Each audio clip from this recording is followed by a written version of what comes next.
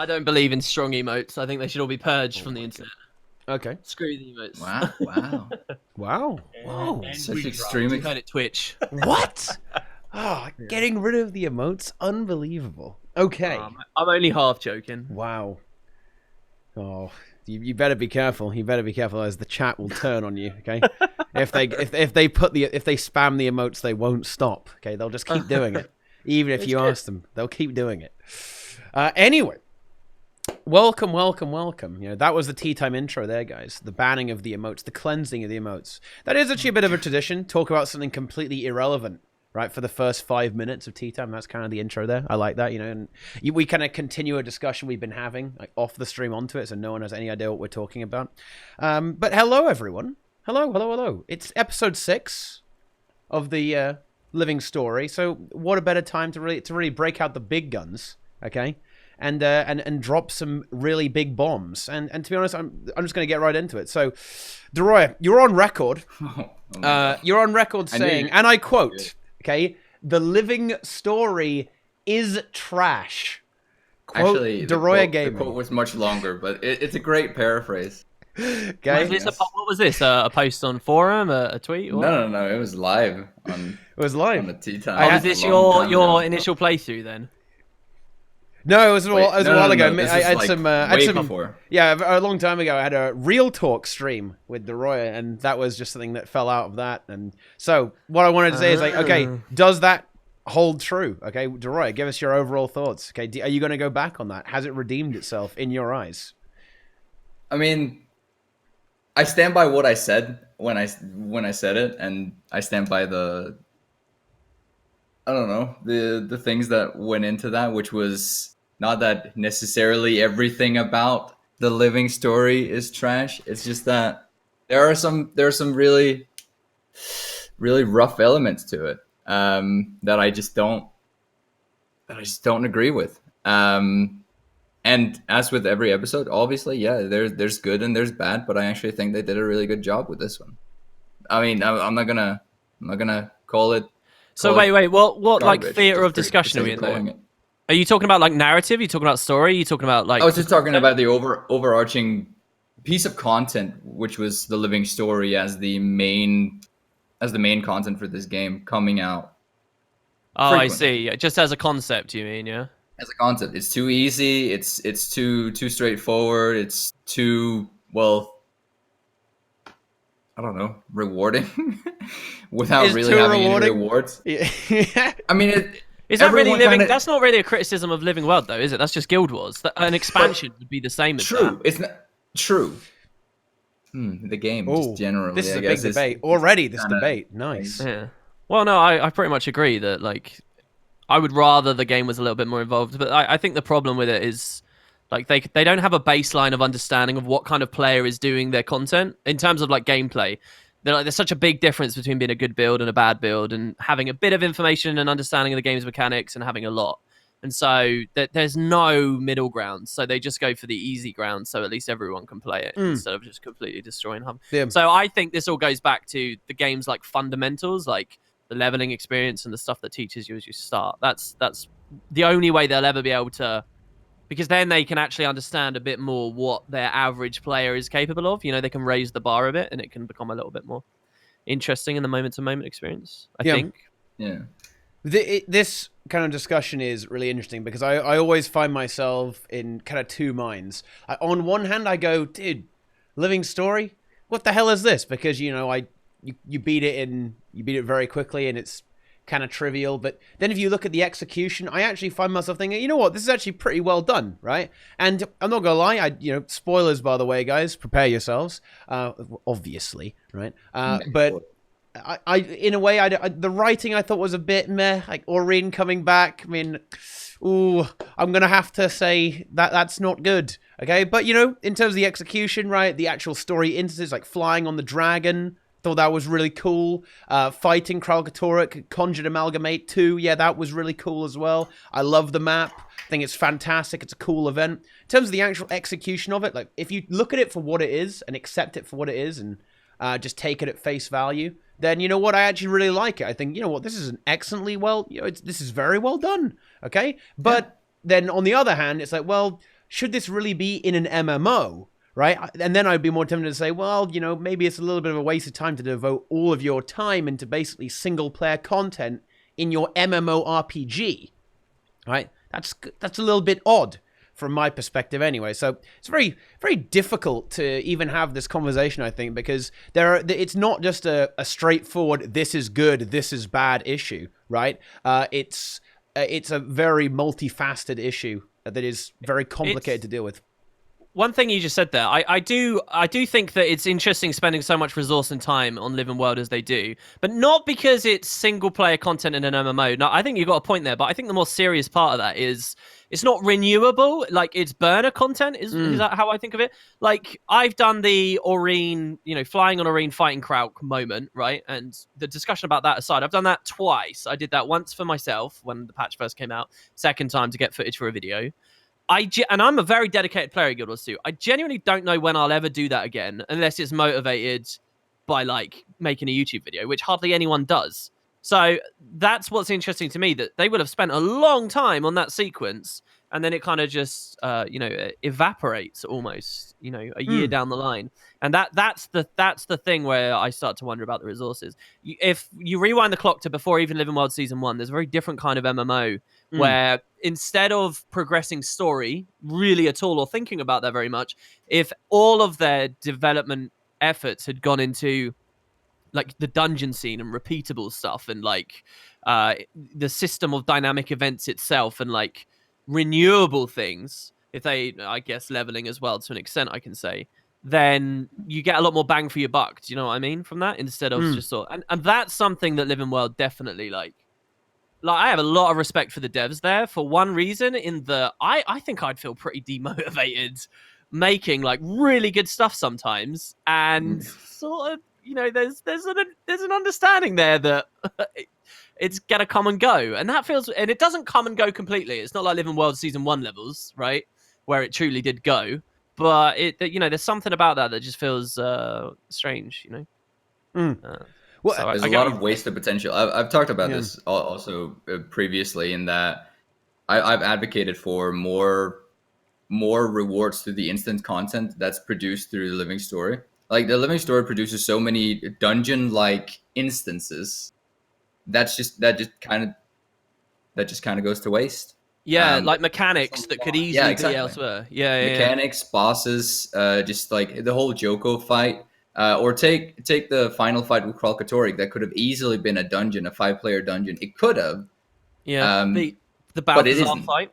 The Balthazar fight could just be tuned a little bit different. Could be really meaningful 5-man stuff. There's one thing I think I've observed. There's two things going on with Living World. One of them is that as a result of they don't know what baseline of player they have. Yeah, the content gets kind of unengaging, but they kind of have these problems too at the same time, where they can't reuse stuff. Like they can't rely on just the combat anymore. So they kind of have to reinvent the wheel. Like they have to do a mission in Path of Fire where they invent a whole new version of Minion Mancy, which is really cool, right? You remember that instance where you're collecting Awakened and commanding them around like Ratchet and Clank. And they kind of do that a lot to escape from the regular combat. and then all of that kind of ends up evaporating as well. And it's like, oh, come on. Like, do you know, to bring this to this most recent release, I realized on my second playthrough, it wasn't until I was in the final instance, killing branded Devourer hatchlings, the final instance, I played the entire patch, that I actually started using my skills. Right? That was seriously. So the first instance is just talk, and then you ride Aurene, and it's kind of Aurene stuff, but that's not really combat. Then you kind of just can skip stuff and are incentivized to skip stuff on mounts, walk past stuff. There's one moment where you get a Dragon Blood Spear, and you're pressing a special action there to kill branded, 10 branded, and then you enter the final instance, and you're fighting hatchlings, and that blew my mind. I was like, wow, there's that might be one reason why it feels kind of short, because they hide from the combat so much at this point, even though it's so good. It's because the enemies are scary. And perhaps this is just something that happens for some reason happens in Guild Wars 2. It's just, I think the other thing that immediately springs to mind is the Skyscale collection. Now, I mean, oh my goodness! You know what, guys? How far along are you guys? Look, I love Dragonfall, guys. Okay, don't get me wrong. I do indeed. I do. It's a very nice map. It's very beautiful. Very pretty map. Okay. But I'll tell you what I don't like. I don't like running around it 3 times collecting 21 eggs. Okay. And also like 12 Skyscales and then a bunch of scales all over the place as well. And I realized that, wow, this is taking quite a long time. I think I spent like 3 hours. I mean, we didn't have Dolphy, guys. We didn't have the guide yet. We had to find the eggs ourselves, okay? It was annoying. Everyone, right? everyone panicked. Dolphy was on break. Yeah. Holy shit. And I realized we've been running around a map for like 3 hours, and our entire gameplay in Guild Wars 2, the MMO with the best combat system, is running up to an object and pressing F. Right? That has been our gameplay. And it's a very good point you raised there, WP, to be honest. Like, the game doesn't really want you to play it, right? It just wants you to kind of run around and look at things and jump around on your pretty mount. They put a lot of effort into making a ton of new stuff that they kind of move away from.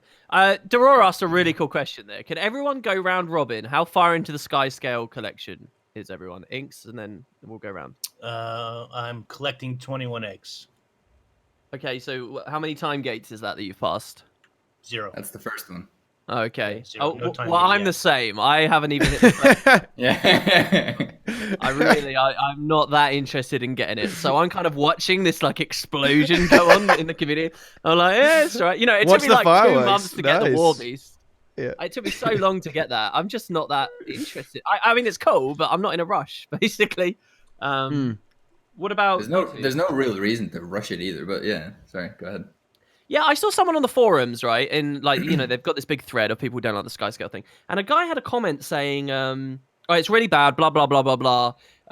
If you don't have the stuff, you'll never be able to catch up. And then he kind of hung his hat. He hung his hat on that. Well, I thought that was entire content. I thought that was a really interesting comment, because why does it matter catching up? Catch up to what? Other people. Besides, it's Who a cares? redundant argument, actually, because there's only 2 events in the entire collection of like the 3 first steps. There's only 2 events, and they're both core. They'll spawn. Like, there's no catching up. It's like the rest of it is go press F. It literally is, or grind this mob until it drops a random thing, Not which only you that, can but do on your own. You will catch up because somebody else will get it before you, and then eventually you'll get it. So you'll be caught up. Congratulations. You've got infinite time to catch up, right? Like... You got like 4 months, so don't worry about it. Exactly. It feels like people believe that the people that get the Skyscale the first will get more quality out of it, or they'll get more out. I don't know. There's nothing for getting the mount first, except for getting the mount first. It's an MMO thing, isn't it? Like, I've always known people, when an MMO comes out, like, they've got to race to AE, or when the expansion comes out, they've got to race through it as quickly as possible. You've got to, because people just don't like feeling like they're behind their friends to an extent or something, right? Like, I think in a way, and the MMO genre, that's one of its purposes, is to have that time sink in it, right? And whoever's grinded the hardest, that makes you the better player. You know, I think that's almost like a core component of the MMO, right? But this isn't really grind. Like, there's 2 of the collections that actually take time. The rest is just kind of wait. Like, just wait. I have you can't work your way to going back on like how far I've gotten. I'm like 1 step away from collection number 4, Teapot, which is missing you actually. Oh, yeah, I am as far as you can be. I have my Skyscale is morbidly obese now after feeding it all the treats. She's ready to go. So you're going to get your Skyscale tomorrow.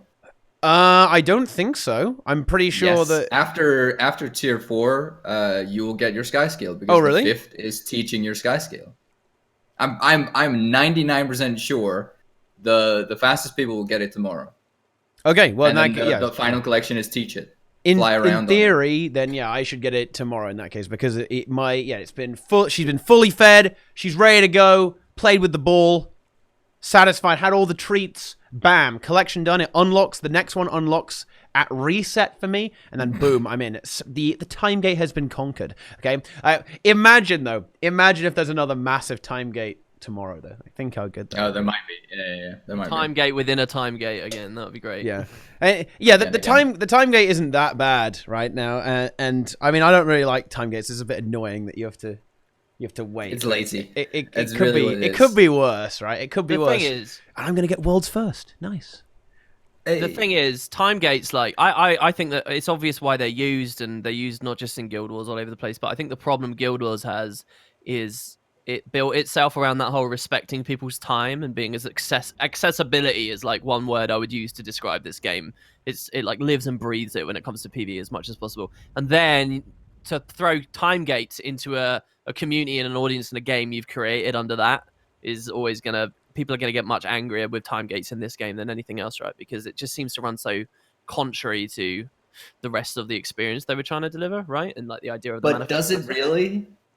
Because in my opinion, everything is kind of time gated in the game. Raids, fractals, dungeons, Yeah. everything is kind of on either a hard or a soft Yeah, time definitely. gate. But every single one of those, the community's always kicked itself into a fuss about every single one. And I think that's because at its core, the game purports to be something that it's not in terms of, its accessibility ideals. Here's one thing I do wonder with you guys is, obviously it's drawn a lot of complaint and stuff. I'm not saying I necessarily agree with it all. But do you guys think it's actually got very little to do with what's in game, but the way they communicated the patch? And I know that sounds a bit lame, but let me just say, if instead of having Skyscale on the trailer and a stream about the Skyscale early on, if they had been really clear before the patch that if they had basically marketed it as a prestige thing and been very clear up front, the patch is coming out tomorrow, but you're not going to ride the Skyscale for like a week, and it takes tons of work. If they had said that at the gate, do you think expectations would have been different and the exact same content would have been breathed different by the consumers? Probably. Well, I mean, I think a lot of people saw the mount as being just another part of the pantheon of other mounts that is super easy to get, and so it was just like, yeah, obviously we're gonna get it, but they changed up the mixture a little bit, and then you would have still had that particular part of the audience who would have complained about the time gate anyway, but the scale at which it currently exists about the complaints would be far less. Yeah. Because people play, like you said, people play the patch. They expect I'm going to get the Skyscale and I'm going to fly around the map and I'm going to do Skyscale stuff. But then they get in there and they get it and they find out that, oh, well, you got to wait 5 days or whatever it is. So, of course, it upsets people. Just describe it, pushing it, saying it's prestige, though, when it basically amounts to like killing some basic mobs and running around pressing. But they intend to be prestige. They replaced the legendary Aurora, so to speak, for season 3 as the overarching reward for the season. They replaced that for season 4 with a mount. It's supposed to be a prestige item that you get for owning all of the episodes. Yeah, I noticed that too. But Aurora was really good for season 3 as well. Can I just say the population of all the season 3 maps? Do you remember those months just before POF? It was pretty good. Like everything was so active. So hopefully the Skyscale can do the same thing. Has it? Yeah. I don't know. I don't think they're on the same level. I mean, what you needed to do for Aurora was way more intense than what you need to do for the Skyscale, as far as how many achievements you need to complete, for example, and so on. I kind of expected that they would do that again, but okay. Well, in terms of the prestige thing, I think all achievements, all maps, all events. That was basically what Aurora was. The Skyscale is go kill enemy, go press F. It really is that.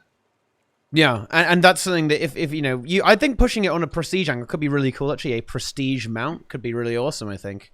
But yeah, you'd certainly want to integrate all the achievements into it as well. I mean, of course, it wouldn't be hard, obviously, and that's fine. Okay, that's fine. But yeah, like, why not tie it into beating all the achievements in the instances as well, right? Like, hell, why not make it for the entire past season as well? Like that would be a prestige mount, right? I mean, prestige doesn't necessarily have to be difficult. Completionism is prestige in itself, right? And that's fine too. But which isn't ideal, but is the reality. Yeah, absolutely. However, I do think that if you tried to push them out as prestige, ooh, yikes, there might be a little bit of an uproar. I think this is why perhaps maybe the Skyscale collection has ended up a bit weird for this reason, right? Because I think they wanted it to have a little bit of oomph to it, right? So you had to put in a little bit of work. But on the other hand, they ultimately wanted it to make it so that literally anyone could get it, if that makes any sense, right? Yeah. So they made you do a lot of activities, but the activities are easy so that everyone could do the activities if they wanted to, right? So, yeah, the gameplay is effectively run around, press F, attack some basic mobs. When I say basic, I just mean, you know, not veterans or anything like that. You just kill them, and then you walk back and talk to some NPCs, and then bam, there you go. You've got your Skyscale. So it ends up almost like being this very watered down thing that kind of makes no one happy, if that makes any sense, right? Because the casual players are kind of annoyed because they have to wait through this time gate to play with their new toy, right? And the veteran players are annoyed because they go, dude, what the hell is this garbage, right? In terms of the actual content, right? If you look at what you're actually doing to get the Skyscale, yes, it's going to take you a good chunk of time to get there, but you're barely playing the game. And this goes back all the way to the start when we talk about how, you know, dodging the combat system, right? Guild Wars 2, they don't really want you to play their game. They don't... For some reason, they want you to press 1 and, you know, fire bolts from Aurene that do 500,000 damage. She's got some sick DPS, by the way, guys. Can we get a benchmark on that? That was insane. Overpowered. Yeah, very you can crit on that as well. Yeah. So you could grind the instant until you get enough lucky crit. Let me ask you a question. Let's go back to that thing. If the devs had actually sat down from the start and they'd done basically this thing with time gates and, you know, all these achievements, but they'd gone that extra bit, and from the start they had said on the trailers and everything, this patch has a legendary mount. It's literally the Skyscale, but it has like a purple tag. They call it, everything about it, they call it legendary mount. They make it very clear that it doesn't like power creep movement, all right? Because that's the first thing everyone's going to wonder. They say that's not Guild Wars' philosophy, blah, blah, blah. If they did that, do you really think there would have been an uproar? I don't think there would have been an uproar. I think people would be like, hype! I would be getting it if the Skyscale and the collection as it is right now was supposed to be legendary, I would probably throw a fit because it's too easy. It's too accessible, and in its essence, it kind of trivializes the rest of the season by just saying own the episode instead of do something in the episode. All of the achievements, all of that hard work that players have put in over the last year and a half in the season is kind of trivialized. There's no reason to have outdone the maps. There's no reason to have gone above and beyond and done all the achievements or collected extra materials or anything, because at the end of the day, all you needed to do is own the map. Yeah, I appreciate that. I'm saying if they'd gone for the whole legendary idea, it wasn't just own the map. They basically mimicked the Aurora idea for the acquisition, and you know, but apparently there's cool animations and stuff. Don't you actually see it grow and hatch and stuff? You know, keep all that, but actually have like Aurora level dedication required. Call it legendary. Would that have been a force for good or bad for the patch in general? I mean, I would have loved it, but I don't know if it would have been generally good. I think there would have been a lot more outrage because I think people just expect at this point to get every mount. Like, that's why we still have complaints about the Griffin, even though it's only 200 gold. People complain because they can't. Price perspective. That's true, but still. Was there that much complaining about the Griffin? Actually, to this day, really? Yeah, people do still say I refuse to pay a 200 gold gate. Blah blah blah. They do that, which is insane to me. Yeah, but it's the reward. Like, yeah, I don't know. I just did Guild Gab, and somebody in that chat had said they had a conversation with Mike Z. So I don't know how valid this is or isn't, but he had said to the person, would you rather pay 500 gold or have to wait 5 days? 500 gold. When it comes to like the Skyscale and I guess how it's structured. And my question is, why does it have to be either or?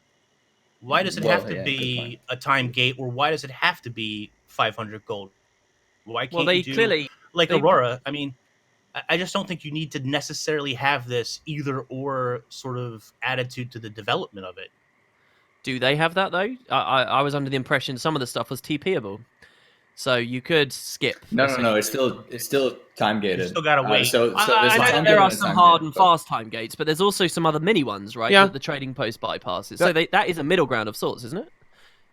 It is, yeah. You can if you want to skip some of the quartz crystals. Quartz crystals are quite useful for this, right? This is something they've done before. Arena used this tool of this material that's you can only make so much a day, right? And you can one, right? You can cheat, and well, I was quite lucky in that there is no reason for me to be worried about this at all, because I gambled really hard on Winter's Day gifts, and lo and behold, there we go. You know, I've got 167 charged quartz crystals, right? I'm actually not a problem. I'm actually kind of surprised that hasn't gone up. But yeah, you're absolutely right. Winter's Presents still drop quartz crystals. Well, people don't know about it, guys. Yeah, people don't know. Yeah, and in fact, whenever I've needed them,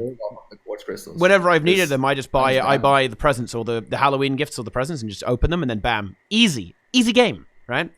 You can just farm those up. But yeah, you're absolutely right. And I think soft time gates are a good solution. Although I would actually say that I don't think either of those solutions are actually good, because in my opinion, it shouldn't be time gated or gold gated. This is a problem that I have with a lot of the rewards in Guild Wars 2, is that they can be interchanged with gold. I don't think gold should really be involved, or at least not that much. It should be you get the Skyscale for playing the game, right, and engaging in activities within the game, rather than just saying, you know what, I'm gonna break out that gotta get out that credit card and then just bam, buy that stuff. Is a great example of this is the Doom bench, right? The Doom bench. With very little consumables, with all the account binding, with no gear treadmill philosophy, there's not much that they can put gold meaningfully on in the game if it's not new rewards for new content in that way. Gold as a currency in general just breaks because it's not used for enough in a game like Guild Wars 2, unless they do it for stuff like you're talking about here. So I don't think they have a way around that, basically. Not when they have, you know, everyone's already got all their ascended gear and it's, you know, untradeable even if they wanted to get rid of it. Well, how much gold did the roller beetle cost? I don't remember. 5 gold or something. Like, so my point is they had like wasn't really a time gate for the roller beetle, was it? I can't remember. No, you could just. But you had to go around and do a bunch of boss events or something, right? Which, yeah, I get it. It's really not that exciting, but there wasn't this time gate or gold gap you needed in order to get the roller beetle. You were just which has probably a lot more nostalgia from most people than this made up Skyscale thing. So, you know, I just think that there's better, more interesting ways that they can design these things. And I don't think, and I understand why devs use time gates. I just don't think it's good for your player base. And I don't think it's good for the game as a whole. Well, here's the problem with discussions like this. And like, this is how I always feel with the forums and stuff. It's that we're not really in a position, if the metrics have consistently shown them for all the years that time gates are effectively helping with retention and keeping the game installed and reasons for people to log in on the game is good, and there's more opportunities for people to engage with their friends lists and map chat, and all of a sudden they're, you know, players are playing more just because they're forced to come back in increments rather than do everything in one bulk and then uninstall and go back to Monster Hunter or whatever. If their metrics have always shown that time gates are good, it's not our place in the community to say, oh, it's actually not good. Because that's not the facts, that's not the reality. And I would assume that they know the reality, because that's quite important for the game, isn't it? Well, so that's kind of an argument for quality over quantity. Or quantity over quality. I guess to an extent. Because if it just boils down to retention time and how many times players log in a day, then I wouldn't necessarily say that that's a good thing. Me neither, but that's the reality of MMO development. That's why the game's as easy as it is, because you have to have the most people playing, the youngest people, the oldest people, the people least familiar with video games. You want to hope they keep the game installed. So you can't tailor an experience to the nerds who would really thrive on it necessarily, because you're cutting your costs, you know, your margins. So, you know, that's sort of MMO 101, isn't it? You got to have as many people as possible logging in as much, and there's all these concessions that are made. And it sucks. It feels like we're arguing for the business side versus the player experience. Satisfaction size. And I feel like most of the time those two things are very disconnected.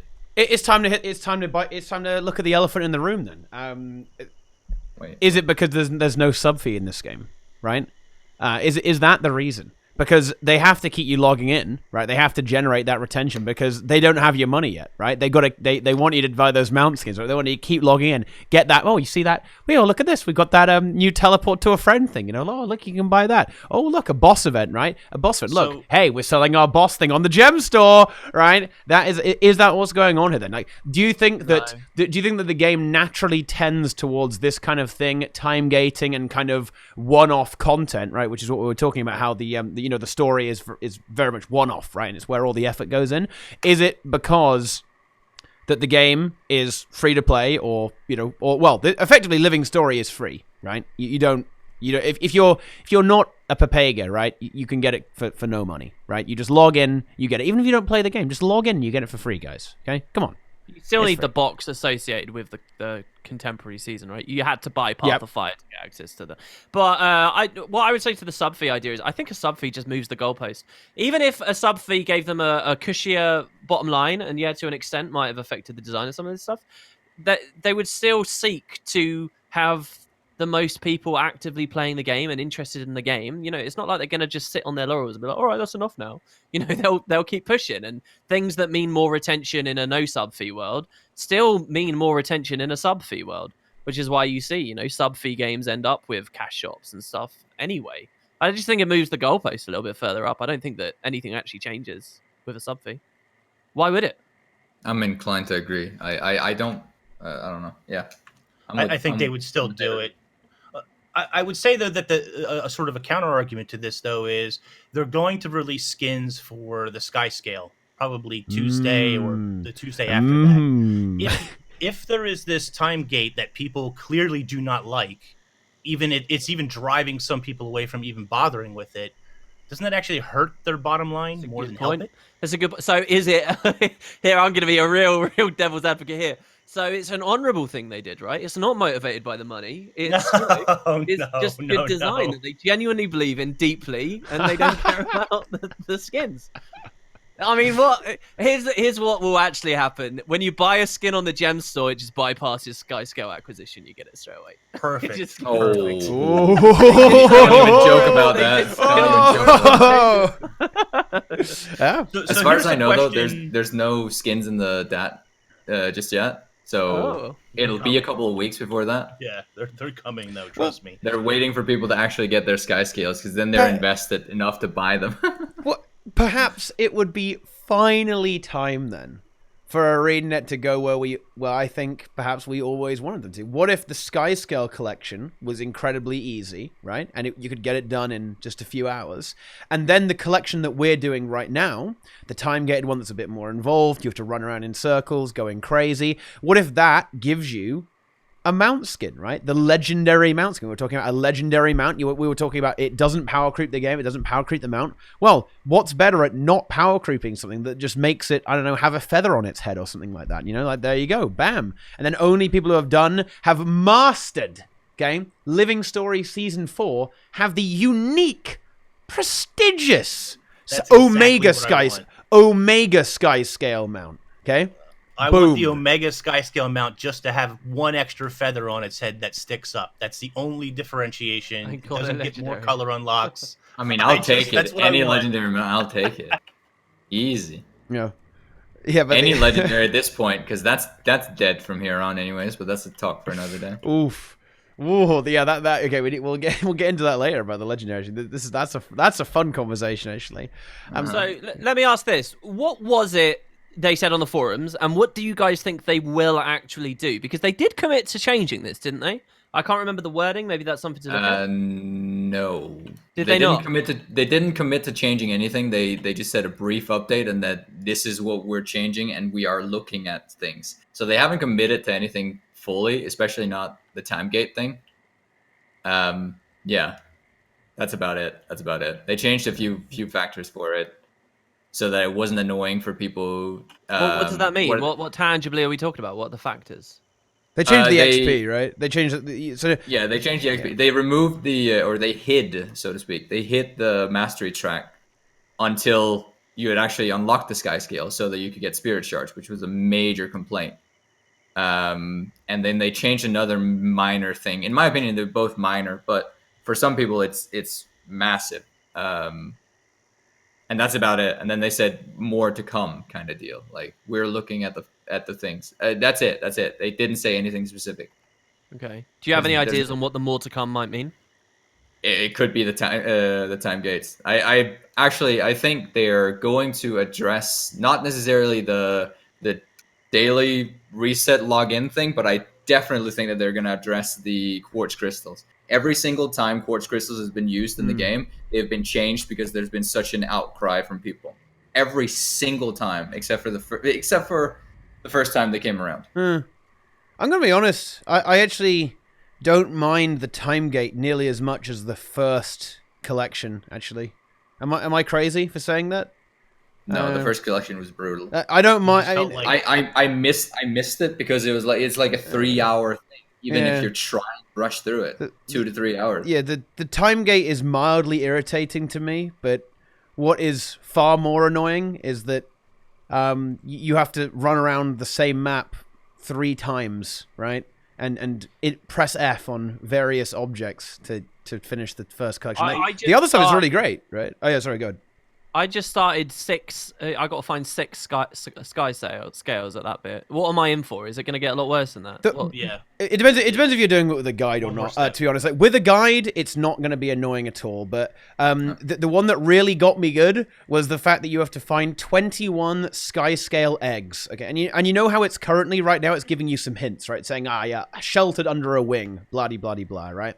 Okay. Yeah. For the egg collection, it just says like the region of the map where it is and no clue. Why would they do that? I think that's what the 6 sky scale thing is doing that as well. It just says, oh, it's the moth somewhere here. Yeah, and also the eggs are quite small and kind of blend in with the terrain. Like I'm very glad I did it with a lot of people. We had like 5 or 6 guys kind of scouring the area, and it still took us a while, right? Like, of course, with a guide, it'll be easy, right? It won't be difficult at all. Yeah, I mean, just fly there. Someone in chat said, imagine not using a guide. I don't use guides when I do that stuff. If I use a guide, you're cheating yourself out of content. You'll blaze through it. You're cheating yourself out of content. And don't get me wrong, some of them can be really annoying to find, but that's part of the scavenger hunt. I will say I think there's too many items 3 times over, like I'm on 21 eggs now, and it's like, oh gosh, 21 eggs. So many eggs. Why so many? But Yeah, I don't know. I don't particularly. I don't. Again, I'm kind of with Inks here. I don't like guides. In particular, to me, it's just you're not even playing the game at that point. It's why I wouldn't use. For example, when I was doing Super Adventure Box for the first time, the chat was telling me, use taco, dude. Use taco, then it's easy. It's like, oh, that's what the fuck is it? What? I mean, yeah, it took me. If I bloody loaded up taco, I could for the first time I did tribulation mode. Yeah, it probably wouldn't have been that hard, right? I mean, well, obviously, right? Just literally tells you where to go, right? But that's just following a line. That's insane, man. Yeah, why would I ruin it for myself like that? It's just ridiculous. I do feel bad hearing all this because one of my favorite things to do, honestly, during like season 3 was like do those kinds of collections but without a guide, like the Massart tokens in Ember Bay. One of my favorite days I'm genuinely not joking, and this is going to sound so stupid, right? But one of my favorite days playing PvE was that Karka hunt in Lion's Arch with no guide. I loved that. That was awesome. It was so cool. It was really immersive. You'd like listen to the sound effects and stuff. It was sweet. I get why people use guides, but it was really fun. But if for this patch it's just barely any hints on a map I'm not familiar with, oh my god, and you have to do it like 3 times in a row. I understand why people are getting pushed to them like really, really heavily, and that's a shame. It's a shame people hate that stuff even more now, because I think there is something fun about them. No, I actually completely agree with you. And you know what? For the first 2 collections, I was having fun, right? But when it hit the third, it was the eggs. Like, wait a minute, I've got to go around again. And that's when I started to become okay. This is too far now. Like, why are we still doing this? This is a little bit crazy. Maybe we could actually play the game now. That would be nice too. But do you think they just wanted the newest map to feel really populated by like having people run around, knowing that I think 100% they just want the new, but not necessarily with the Skyscale. Just take Dragonfall for instance as a meta event. It far outweighs, it dwarves every other meta. It really does in terms of rewards. If Mm. you're not doing Dragonfall right now, I don't know what you're doing. It's very If you're rewarding, trying to, right? it's gonna get nerfed. Like, it is way out of line, and I don't think everything it with will. the new map. But that's a tendency they've done with so many Living Story releases, is that they just make it the de facto best thing and most interesting thing, and then you have to engage with it 100 times to do it, or 25 times in this case. Can I say that I appreciate no repeatable hearts? Oh yeah. Thank you. Big clap. Clap. Thank you so much, Arena. Oh, thank you. Fuck the hearts. Thank you. Very cool. Well, they probably only did that because it's like emulating Dragon Stand, right? It's probably not like a... Do you know what it's coming back. I guarantee it. You know what I love about this map, okay? They literally threw everything, including the bloody kitchen sink, into it, okay? Let's talk about it. We've got 4 biomes, okay? Because you've got Melandru, Balthazar, Grenth, Kralkatorok's actual body, okay? That counts as a biome. That counts as a biome. 4 biomes. You've got Dragon Stand. You literally have Dragon Stand, okay? It's 3 lanes. You progress through it, okay? The waypoint even moves, which is pretty cool, actually, right? And then you also have they put Silver Waste in there as well. So you've got the chests. You've got the you've got the Terraria as well, because you've got to kill the bosses at the same time. So it's Terraria as well. Yeah, the tornado is there. Yeah, the vines, like ley lines, every mastery from all the other seasons. They've put it all in there. And to be honest, I actually really, really like that. That's something I wish they would do more. They even have something that I know I've got to call myself out for this, actually. I said that they were never really going to bother with adding the roller beetle. The roller beetle walls. Oh yeah, there's 2. Yeah, there's roller beetle walls here as well. I don't know, like, what's the point in having a mastery system if it's only relevant on like 1 map in the entire season? I think it's fantastic that they've added this stuff back. It's really, really awesome. I really like the map for that reason. The only thing we're missing is the Coda Torch, which I don't. It wouldn't really fit here though. It really wouldn't. When Bitterfrost came out, I think that's the only thing missing. Like, how can they ever bring that back until we go back to the Shiver Peaks? I just genuinely don't. Yeah.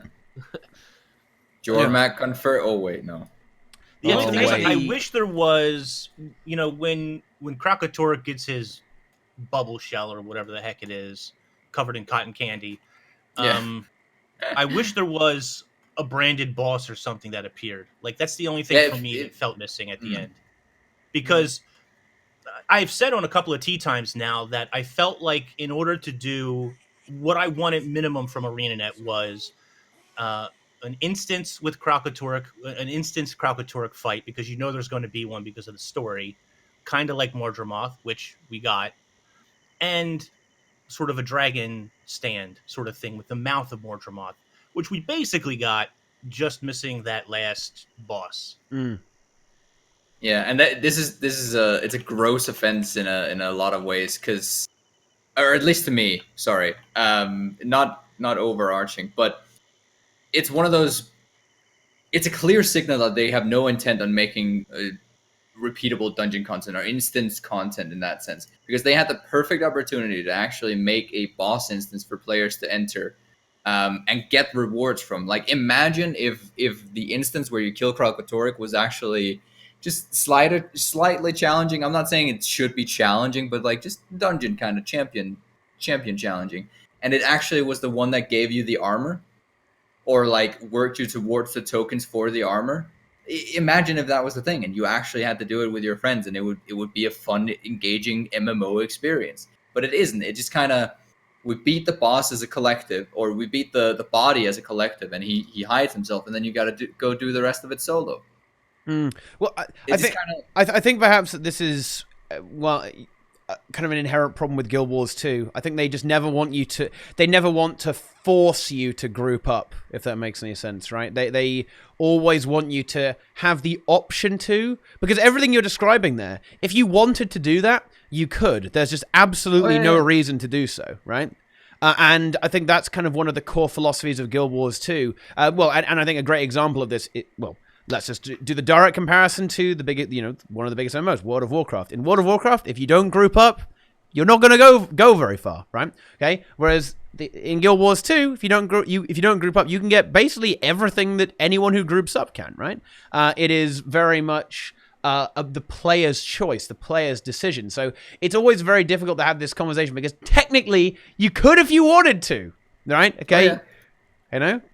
It's a funny one in my opinion. It's a really tricky conversation to have because in a way it's just very much it's the player's decision, but grouping up is just unrewarding and kind of pointless, right? If you just you don't need 5 people to beat the the Torment of Kralkatorrik. Pretty cool boss, by the way. I like that. But still, it breaks completely. Actually, they don't really do scaling. I did that co-op my first time, and I barely even saw any of his mechanics because he just gets. Yeah. Well, the thing is, they have to. This is something that you said earlier, WP. Right? There's such a difference between a good build and a bad build.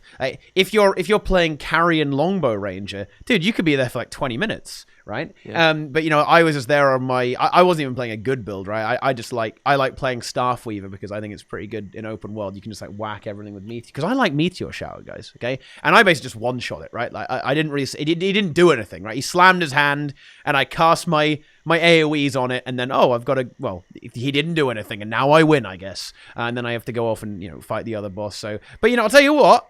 If you're running an incredibly terrible build, that is an epic encounter. So I think the solution is we just have to start running bad builds.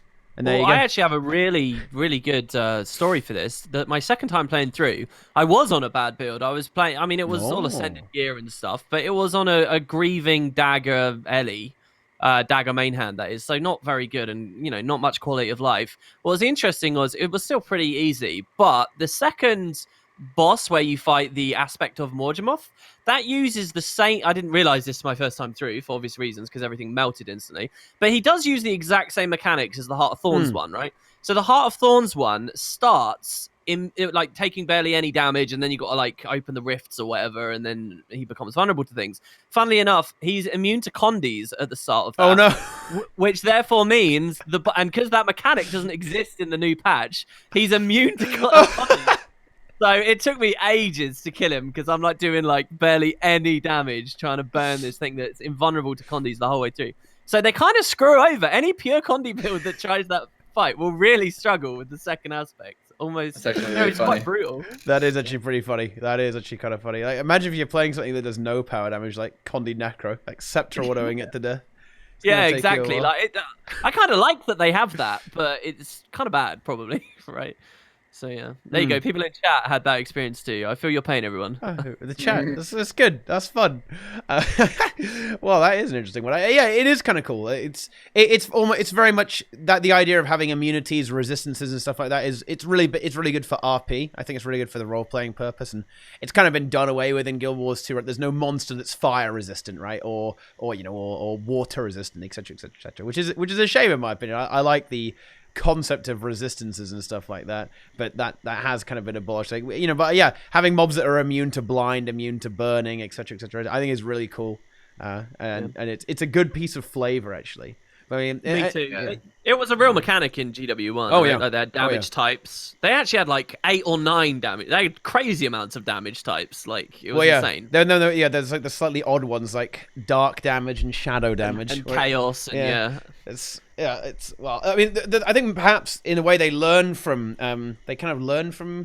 Guild Wars 1 a little bit because of how they made armor scale.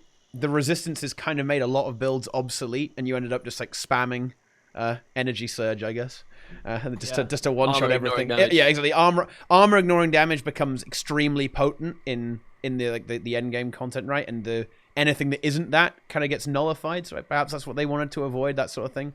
I know they did an Ellie balance right at the end that tried to make elemental damage really good and hard. If I remember rightly. Like they basically they eliminated that whole side of the combat system with Guild Wars 2. In some ways, I think it's justified because Guild Wars 2 has so much more movement with the combat and it's a lot faster paced. So sort of these RPG nuances maybe you can do without or whatever. So much of their Guild Wars 2 design at the door was just about trying to make balance as easy as possible. Yeah, like binding weapons to skills. That's all about having nice little kits to work on. It's all about just balance. Please make balance as easy as possible. And I think that was just one of the things that it's funny actually. Like if you said this now, if you said to the player base that Guild Wars 2 was originally going to be almost like a pure PvP focused game, they'd probably look at you a bit funny, right? But are you crazy? But the entire design of the game ultimately boils down to it being something that they want to be quite streamlined, that so they can adjust it and make it as competitive as possible, right? That was the original philosophy for the game, particularly with the specialization update as well. That went even further, right? Like the trait system was too much. It was already too much when it came out, so they simplified it down even more, right, to make sure it was easy to balance and easy to keep in check. It's why you don't see dual professions in Guild Wars 2, because that generates the fiesta. They simplified the usability, but I think they kept bloating individual skills and traits, which just in general fire so many different effects. Like a lot of traits, you look at them, they're actually 2 different traits with 2 different effects. They're just rolled into that one slot for the name of balance. But it means instead of 9 passives per build, a lot of builds you're actually looking at have somewhere like 14 or 15 different passives going on. Because and I think that's part of the problem with the balance, but that's a whole other discussion. That is quite another topic indeed, and perhaps we'll talk about it a little bit later. But let's see, let's reel it back in a little bit. Go ahead, Inks. Yeah, go ahead. Quick. Do you miss the old trait system? Because I kind of do. I'm nostalgic about it, but I don't actually think it was better. So not really, I guess. I do think. In terms of design, I did prefer it, yeah. I like the fact that one thing I really miss about the old system, this is probably the thing I would say I miss the most, is the fact that if you wanted to take an adept in your Grandmaster tier, you could, for example, right? Now you are limited to exactly 3 choices per tier, and I think that's a little boring. A lot of the time you are very pigeonholed, I find. If you're making a build, a lot of the time every tier has a very obvious option. If that makes any sense, right? I don't like in general, I'm just against streamlining and reducing complexity, right? In general, I think more complexity is usually good and usually more interesting to deal with, right? It's why one of the great things about World versus World is that it's PvP, but you still have a buildcraft element. If you're in PvP, you are much more limited in your decisions you can make with regards to your build, which I think is sad. It's unfortunate, but I understand why. If PvP had World versus World balance, I mean, I think everyone would uninstall immediately. I just can't wait for those Marauder with durability runes warriors. I mean, that would be fun. Can you imagine how terrible that would be? I mean, just food as well. Just with food? Oh, no. It's insane. Just to think about. The dodge food with Mirage, dude. That would be fun. Yeah, all those horrendous sigils. Also, the actual format of World versus World, lends you to more escape potential and it's okay to leave. Yeah. In PvP, you can't. So what's There's horrendous no about the balance there is so much worse. It's a loss to lose the node. I won't go on to that. But yeah, I know what you mean. Yeah, very much the old. I'd say I kind of miss the old trait system. I understand why it was changed though, and it's not something I'm that salty about. I guess it is what it is. But to kind of steer it back towards the new episode and that sort of thing. Overall, in terms of actual content, how do you guys think we've actually fared here? Because I would struggle to say that we haven't actually got a pretty solid patch here. I saw some people in chat kind of complaining about the length of the story, but in a way, I don't necessarily mind the length of the story as such. I think it's kind of okay that most of the content isn't actually on the map, right? You have the armor set to gain, you have the Skyscale to collect, you've got the meta event to beat down a few times, right? So, I don't know, I think we've done pretty okay here in terms of actual time, right? In terms of actual time, you're still going to be, hey, I don't even know what the hell's going to happen with the next 2 collections for the Skyscale, right? So we'll have to wait and see how involved they are as well, right? To finish that off as well. I see what you're saying, but I do think it was a short patch. I timed the length of time, how long it takes me at my pace to just go through the story. And most releases, I was hitting 7 hours plus to do the story most of the time. This release was less than 3. So there is a big difference, I think. This patch to me feels like the last third of the previous release. That's genuinely how I would describe it. It feels like part 2 of Thunderhead Keep. It feels like, it's like that little bit that Thunderhead Keep never managed to do and doesn't necessarily stand on its own. That was before I started playing the open world. I think the open world really adds a lot. And with all the other things you're talking about, like Skyscale acquisition and stuff and the armor, yeah, it's a full-size patch. But if we're just talking about the story, it definitely is shorter. It's definitely shorter. Oh, yeah. So I agree. It kind of crept up on me. Like I was intentionally doing the open world stuff. Like I went out of my way to just like try to focus on the open world stuff. But then all of a sudden it just kind of crept up on me that I'm at the last story step. It just kind of I'm pretty sure it can be done really quickly. oh, The entire yeah. I There's- guess it's it just didn't like- really dawn on me, but I would say that I spent probably a lot of time in the open world running about doing whatever the heck they have you doing at that time. I probably spent way more time in the open world than in most story patches, I guess. Yeah, I can appreciate I can both appreciate, but also just kind of be a little bit meh about the reward structure of the map, because it's very open to, you can do anything you want. Like on the map, you'll be handed fistfuls of Mistborn motes, like left, right, and center. Do the meta events, do any event on the map, which you are encouraged to do, obviously, because there's not really much else to do on the map except for events. And it'll yield you the armor, because the armor only really requires Mistborn modes. There's nothing locking you behind it. Oh, sure, there's a few achievements here and there, but it's achievements that you get from doing the events. It's all just kind of, it's very streamlined. I can appreciate that, but it kind of feels a little bit, I don't know, not very engaging. And I know that sounds weird after me saying, oh yeah, just play the content. But it's like, at least with the last armor set, I forget what it's called, the mist thing on Jahai. Requiem. There's like the collection and whatnot. Yeah, the Requiem. Thank you. There's like the collection, and like you're kind of working up towards it and whatnot. I don't know. I got a little bit more out of that. This is just like I barely had any time this week to play to play the map, to play the patch.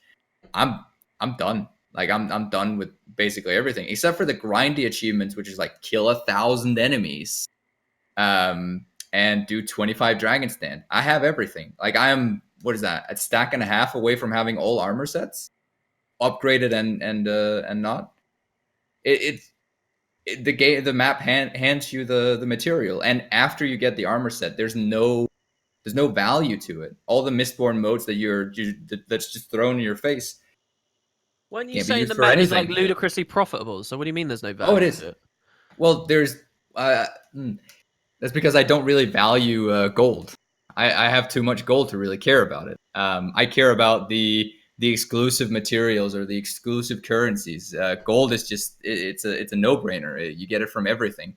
But it Exclusive is stuff's very gonna get it's exhausted, very right? true. But the map is very lucrative. It throws you rares. Like every single Mistborn chest throws you 3 rares and extra gear. Every single event that you do drops so much unidentified loot. I was running around the map the first day, and I was like, is this the amount of loot that everyone gets when they're actually playing meta events? No. You're getting way more in this map. But the Mistborn modes, like the actual currency for the map and the season itself, it just kind of, I don't know, it fizzles out. It's done and over with in a very short time span. And I don't know. It just feels hollow to me. So, Maybe Pat, would you like more? I think this is something that I would kind of agree with. I guess. I mean, I don't really mind the reward structure. I think it's kind of okay to just you just play through the map and you get a lot of it. But would you like some more specificity then? Like you have to do specific tasks to unlock a specific reward. That sort of thing. Is that what you're looking for then? So I think what I was really looking for was another, like, it was Aurora 2.0. Yeah, that was really the only thing that would tie it all together, because I think actually the map is really well structured and really well made. It's not challenging as I would have it, but it's a great map for what it's intending to be, and I'll give it credit for that. But I would have loved more meaning to the entire season, like a full nod at the end, or a tie-in, or whatever it's called. Well, I mean, who knows? Um, You noted those. You it noted 100% isn't coming. this. That's the Skyscale, though, isn't it? In a way, that you even noted those Explorer rewards that you tweeted about, right? I think that there's going to be a lot of. That's after you get it. Yeah, after you get it, you're going to go on adventures with it for AP, right? Well, that's not really what I was looking for. I don't know. I don't know. It bothers me. I don't know what is actually bothering me about. There's nothing bothering me about the map. It's the lack of the things from the season that's bothering me, essentially. And it really boils down to, like, there's no legendary trinket. There will never be a legendary trinket for this season. There's no reason to have really gone above and beyond for the season, and there's no reason for people to go back on the season unless they want to play the story, unless they want to get the reward, the specific reward. But there's no mastery of the season, and it bothers me. It bothers me. I think in a way, what you're suffering is the veterans problem in Guild Wars 2. Oh yeah, it's a very odd. I realize it's very much on me. It's not the game. The game doesn't necessarily need it or anything. It's great on its own. It's very much on me that doesn't have anything other than that to aspire for. The hypothetical. Well, I just find that Guild Wars 2 is very much paradoxical in the fact that the more you play, the easier it is to get stuff, right? Instead of the difficulty going up as you try and master the game, right? Like you have to put in more effort. Look at everyone's getting banned, okay? Look at the chat. They're all getting banned. Okay? Even Mr. Potato there. All getting debated, boys. All of you getting debated. But the more you master the game, the easier it is to obtain things and even future things. And you were talking about gold, right? And that's a massive problem with it, right? Because of the way gold enables you to get basically everything, right? And rewards are very interchangeable. So yeah, for you, Deroir, obtaining basically everything is borderline trivial. It's kind of the same. I'm in a similar situation. Don't get me wrong. Okay, I'm very salty right now, guys. If you've been paying attention, but any reward that they could possibly put in the game, because of the way the game is, it would be utterly trivial for me to obtain it, right? Like something that would be very difficult for say a newer player, like 200 gold, 250 gold, or loads of quartz crystals. I don't know, having map completion done, having currencies, having anything, right? All of that is completely trivial because I've played the game, right? Like I don't actually need to. In a way, it's like the game lets you bank up hours, if this makes any sense. So you can play the game in advance, right? And then when something's out, you can go to the bank and say, okay, I want my hours out, please. And then you can kind of play through and then immediately unlock whatever there is, right? Because you've already done it in a way. So that's why it feels that whenever something new comes out, it feels like it just takes you 2 seconds because you've already played the game a lot. You can just obtain it instantly with what you have banked up, right? But I've never had a real issue with that. I always kind of played the game off of its potential for the next thing. I always played the current season or season episode or whatever, and maxed that out on the hopeful premise that some days somewhere down the line it might have a potential. But this season sets a precedence for that never really being the case. It actually goes back on a lot of what I was hoping for the season to actually be able to do. There is no mastery of the season. There's no reason for me to go above and beyond. I know I sound like a broken record here, but I always played the game off of that for its potential. And suddenly, they kind of stripped that away, or that idea that they've been working on for so long. Just to put a point on this, are you guys a little bit more angsty about it as well? Because we're sort of in the unknown haze now, waiting for another season that could be a longer gap than normal. Is that? I'll be perfectly honest here to myself and to everyone else. I'm very much more on edge because I don't know what's coming. I do. Season 5 is a complete mystery. Anything after season, it's not season 5 is a mystery. It's not a mystery. Let's hear it. Let's hear it. What's next? We want it to I'll be tell you, a mystery. It's not a fucking mystery. It is exactly what we already have. It is going to be the same. Okay, like this is my biggest. This is my biggest disappointment actually, and something that genuinely actually upset me a little bit about this episode. Nothing at the end. no teaser, no information about what's next, okay, no elite specs, no, expansion maybe, okay, nothing. And for me, that just says, okay, Season 5 is just going to be the exact same content again. Nothing is going to change. They're going to do the exact same thing that they've already done, and that means I have to wait like a year and a half before we might actually see some actual changes, because they're just going to do the exact same thing. That's not true though at all, is it? Because they did an official post on their main website where they said we're changing it up, that we don't like the idea of doing a map every release, that we're going to go. Basically, the under the surface, it kind of felt like Season 5. They're going to put less into each release, but they'll hopefully be more and maybe closer together. Maybe that's a format change, isn't it? It's going to be on the roadmap. They literally say our philosophies have not changed. Philosophies, but that's not the same as implementation. That's no, but like the post. Why would they change anything? Because they said they weren't happy with forcing themselves into new maps. I'll try and find the quote, but they were very clear that the way they were currently going, forcing themselves into new maps, they're opening up the options for them to produce less maps in favor of the content that they can evolve in other maps. But that's different to Season 3 and 4. That's different. Man. They can put all the stuff from the seasons into an old map. It's not necessarily going to change up what you just said game is and what they're putting in. And that's going to have consequences. For story, I definitely agree. In just how they do it. It's not different from what they're doing.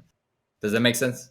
Or does that sentence but I think that's an arbitrary distinction. The point at the end of the day is that Season 5 isn't going to be the same as what we saw with Season 4 and 3. And there's a reason why they're changing. There's a reason they're not comfortable with the way that they've been doing maps and stuff. Clearly, there's some turbulence somewhere. That's going to manifest in some way. There's a reason why it's called Season 5 instead of just Episode 7 of Season 4. Is because there's going to be a break in the chain. And it's not just to buy themselves a break, hopefully. It's because there should be something, right? Something to latch onto. And I'm not even saying that's going to be a positive thing to latch onto, by the way. I'm just saying that, look at the way the wind's blowing. I don't think we can expect status quo. It is really disappointing, by the way. I totally agree, Teapot, that where was sort of a hint or something. I mean, we've got some idea of things coming up, but... like Timey's illness and stuff. And in terms of story subject material, obviously there are things to talk about, but there wasn't anything really tangible, and that's worrying. I worry for Season 5 because I think that'll be changed. And a lot of people feel the same way you do, WP. I kind of like it, story-wise anyway, because I feel like the dragons are done for now, and that we won't hear from Maureen for quite a while. Spoiler alert, it's not.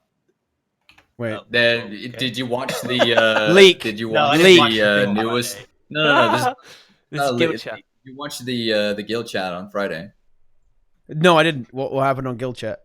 So to catch everyone up on what nobody watched. Well, it was a long. It was actually a really great guild chat. But Tom Abernathy basically said something to the effect of the big question going forward, or let me start from the beginning. Aurene is going to be a very important character going forward, so we couldn't have her stay dead. And secondly, going forward, one of the big questions to ask ourselves is, what is it that drives dragons inevitably to go mad? Yeah. Good. We're definitely going to continue that's a with question they should have asked. We're definitely going to continue with the dragons. No. They just kind of touched on it. They didn't really do anything. Well, he went mad because there were too many conflicting magics within inside him. Yeah, right? but apparently, I mean, you guys watch it. This is what I got out of it. All right, yeah. Seemingly, I believe Aurene is going to be our way of experience, or through Aurene, we're going to be experiencing the whole dragon madness thing and the story arc there, what she goes through, and then we'll discover firsthand what actually influences the elder dragons. It's probably going to be Bubbles that's hiding under the water. That is the strongest dragon, because, hey, he also said Tom is like, he's a blabbermouth. Oh my god, I want him on the show even more. Anyways, okay. He said something to the effect also of I'm paraphrasing very much here, but he was talking about the potential for encountering the strongest of the elder dragons. So the mother. Who's left? Bubbles. Or Bubbles. Yeah. I mean, they seem to have forgotten about Bubbles more or less. The strongest. Bubbles is not the mother. No, Glint is the mother. Glint is not Kralkatorrik's mother. Oh, yeah. Wait, what? How could that possibly be? Well, why wouldn't it be? He just kind of surpassed her. He killed what he loved. Watch the guild chat. I'll say, that's all I say. Right. Watch the guild chat. They don't say it outright, but it's like, holy shit, dude. You know what? I would love to say, like, no, you're crazy, but that totally sounds like an ArenaNet story. Yeah, I'm pulling it from the guild chat. I was like, what is happening? Are they actually alluding to this? This is not my tinfoil hat. That's pretty high IQ. That is 5 trillion IQ right there, dude. So yeah. Omega brain. Big fucking brain, dude. Nice. So if that's true, that's actually really interesting if Glint is the mother. Because that means that she birthed Kralkatorrik, Vlast, and Aurene, who is a special one-off.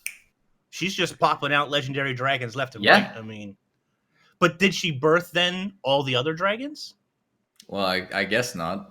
I don't know. That would be kind of weird. But who knows, really? Who knows at this point? That would be kind of weird. Yeah, he does call Aurene child of my child. Yeah, I don't know. Anyway. On the other hand here, to kind of, I suppose, shoot that down, annihilate Deroir's theory with my even bigger brain, okay? The reason why I think they are, the dragons, I do actually agree that the dragons are pretty much done. I think there's 2 reasons for that. The first reason is I think it's really difficult to make the dragons compelling characters. They did a pretty good job with Kralkatorrik, actually. I'll give you that. I didn't see that one coming. They humanized him a little bit at the end, or rather personified him a little bit, I guess. He's okay. So he's not really that evil. I actually really like that, by the way. Good writing. Well done. I like that. But I think it's much easier to make someone like Joker. I think they were looking at the reception they got for Joker, which was overwhelmingly positive, right? There were so many constant memes, right? Like Joker was a really big deal, I think, and we all really enjoyed him. And why? It's because he was much more, well, he wasn't like a tornado, right? The dragons, as they are in Guild Wars 2, it's effectively like being, I don't know, it's like being hit by fighting an earthquake. It's like, oh wow, this is, oh boy, it's wait. Let's throw this out there. So that shaman has data mined that in the very early episodes, they were using some sort of They were using Flunt as some sort of placeholder as like the main bad guy or something for a while. What if we come back to that? I mean, I love Flunt, but I don't necessarily need to see him as the villain. But they were obviously playing with that idea at least a little bit early on. Look, I got to say, I don't know about the short term, the next couple of episodes of season 5, but there's no way in hell. There's no way Guild Wars 2 is just leaving the dragon story. There's no way. It cannot happen. Deroir's already said on Guild Chat, they talked about Dragon Madness or whatever. This game is about the cycles of magic and the Elder Dragons. And I know that there's complications in making them compelling villains. I think what they learned with both Joko and Balthazar is you've just got to like splot out real, more tangible antagonists among them to make it work a bit better. But even if they didn't do that, there's 3 dragons left. If Dragon Madness is going to be a big theme, it's really easy. You basically have Steve is somehow not mad, and you have the epic climax of Fire and Ice fighting one another. Primordus and Jormag dealt with together, and then that's how you up the ante, and that's how you have your big epic. But they're sleeping.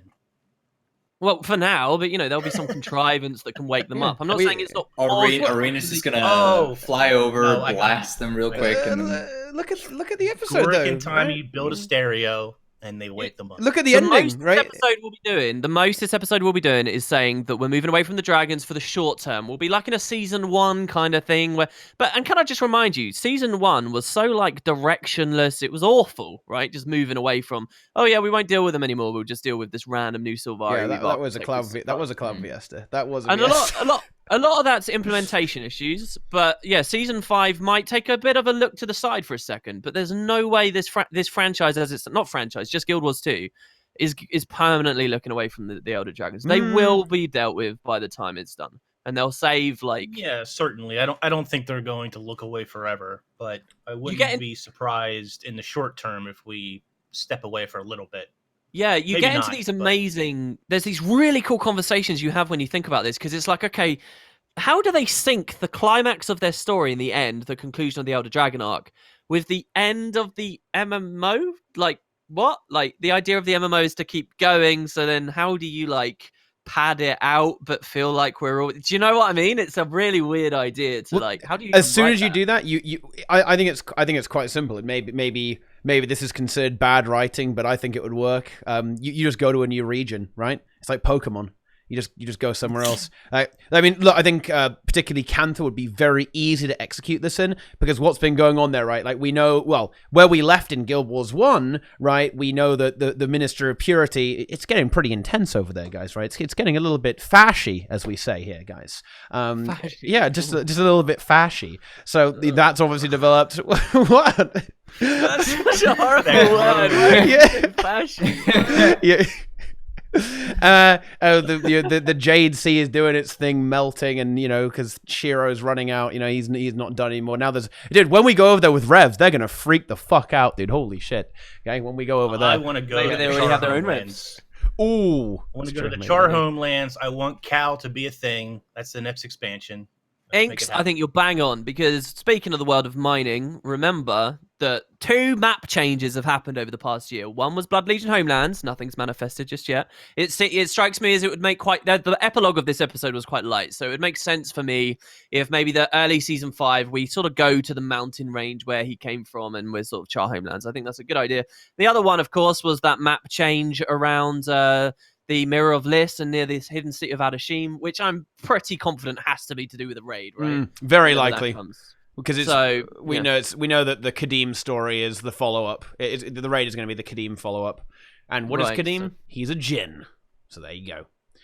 Yeah, and in fact, the end of the dialogue in the most recent wing, didn't it specifically say something about a city below the sand? Didn't it say that?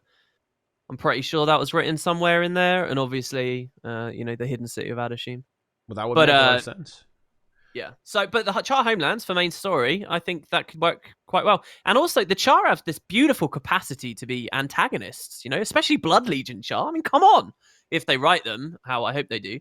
So, Yeah, let's kill some Char. and Let's just Sorry? kill them, annihilate them. Yeah, let's just What? wipe them Yeah. out. I think this is why they can Genocide. very easily get away from the dragons. Why I think they will as well. I mean, if you didn't know that season 5 was actually coming 100%, like pretend you don't know that, okay? And now look at the ending cutscene. Tell me feels that like the end of the game. yeah, right. So It to does. me, It does feel like the end of the to me that it very much felt like an end of an era, right? The end of an arc, Yeah. right? Right. It was the end of everything that we've been going through the entire Yeah. game, basically. Yeah, But it also feels... it has a bit of a- I had an existential crisis there. At Oh, the yeah, end. oh, I was yeah? like, Yeah. right. Yeah. It's like this could be the end. This is like I could walk away right now, and I would probably have gotten the full experience. It sort of crashes me to admit this, but I think it also has a bit of a taste of, like when like Stargate Discovery ends, like a show. It's like a long show, and then it suddenly gets cancelled. So the last episode, like very hastily rushes things together. It's got a little bit of a taste of that. The epilogue's a bit short if that was going to be the end. So thankfully, it's Don't not. cancel Helix. It's amazing. Huh. Helix. I have a bit of a tinfoil hat theory here. I'll pull out. I think this is not that much of a tinfoil theory because I've seen others speculate this as well. But I think this season was supposed to have been the end, actually the end. Okay. And season 5 would have been a wind down, and then they would have announced a new game. I think that was the intent, but it never really came through a long time ago. And then they kind of reworked it. Like it probably is something that's happened like way past. I'm not saying that it was due to the layoffs or anything. Like it was way before that. I don't They think that's changed that much all of a this. stretch. Yeah, I think that was actually the. And then Guild Wars 3, who knows? Guild Wars Eternity. Maybe dealt with Arena in the future. I think you're right. It seems to be that last summer was when we first had that, it was the anniversary mention from Mike Z, right? Like it was season 4 into season 5. It feels like there might have been 2 gear shifts. One shift happened like last year around summer, and then they made this announcement. They decided not to do an expansion immediately. That much is clear, and that will have been in favor of whatever other projects they had going on, obviously. And then, amazingly, it gets even more complicated for us to interpret because a few months ago you have the layoffs and there's somewhat suggestion that those projects might now not be a thing. So where does that leave Guild Wars? It's really weird, what is the time scale now for them? What season 5? They had to remove, and that's why we didn't get a lead into season 5, because they had to remove Guild Wars 2 Immortal. Join us on mobile devices come the summer. Where are you getting the name Immortal from? Is that I don't know. Somebody in chat said Immortal. Okay. Because of Diablo Immortal, right? Yeah, of course. Diablo. Right. Yeah. It's a good name.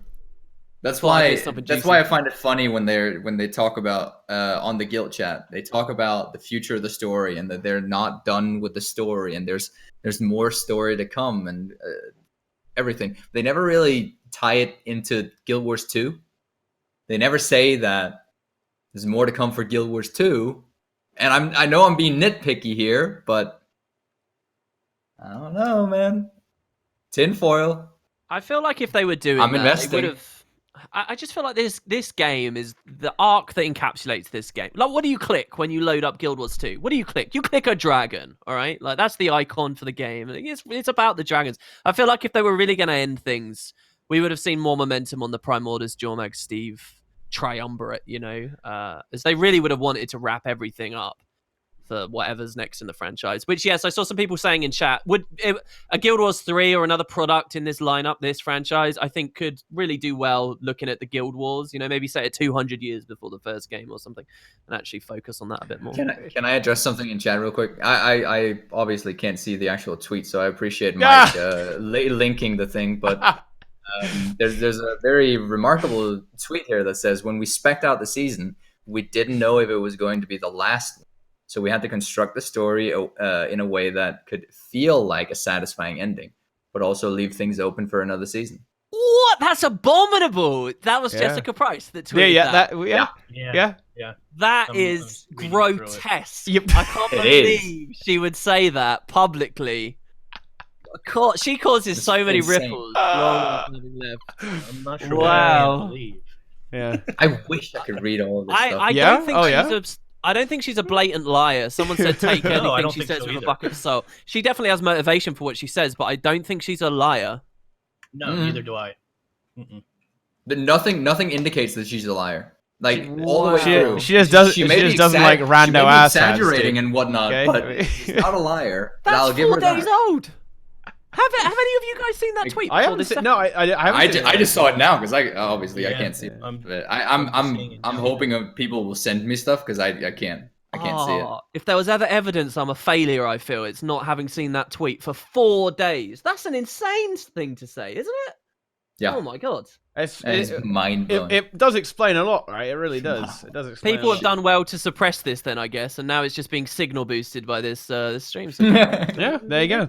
Now we know. Well, and also something interesting when we're talking about new IPs, new games. It looks like there may be more of a presence at E3, perhaps. Looks like there are actually 2 booths they have, and rather than just not a meeting room. Someone has linked me the floor plan. I know, and I want to put hype into. Is it on the main floor though, or off the beaten path? I don't know really what I'm looking at here. If it's off the beaten path, they did that last year as well. They do business to business meetings at E3. Yeah, I don't know. I mean, don't get me wrong. I would love to believe in the hype of E3. And that they're going to announce or show something. There's never been anything for E3 for Guild Wars 2. Never has there been anything. My hopes are gone prematurely. Well, and they're there quite often. often. I thought the original announcement trailer for Guild Wars 2 was an E3 thing, wasn't it? That might be that might be right. But that's it. But aren't people moving away from E3? Isn't everyone basically doing their own like Nintendo Direct style stuff? Isn't E3 like like a ship people are abandoning? I mean, for the main, for I think some of the main like console, Sony and Microsoft and so forth, but there's still quite still a a few lot of people money in it. there. Yeah, yeah. I'm out of my playhouse now. We're talking about other games. I don't know what. Yeah. Wait, are there other games? What? I didn't know that. Yeah, well, what the hell's going There's on? Guild Wars 1. There's Guild Yeah, nice. Yeah. There's Ritlock's Critter Rampage. Come on. Oh, nice. Yeah.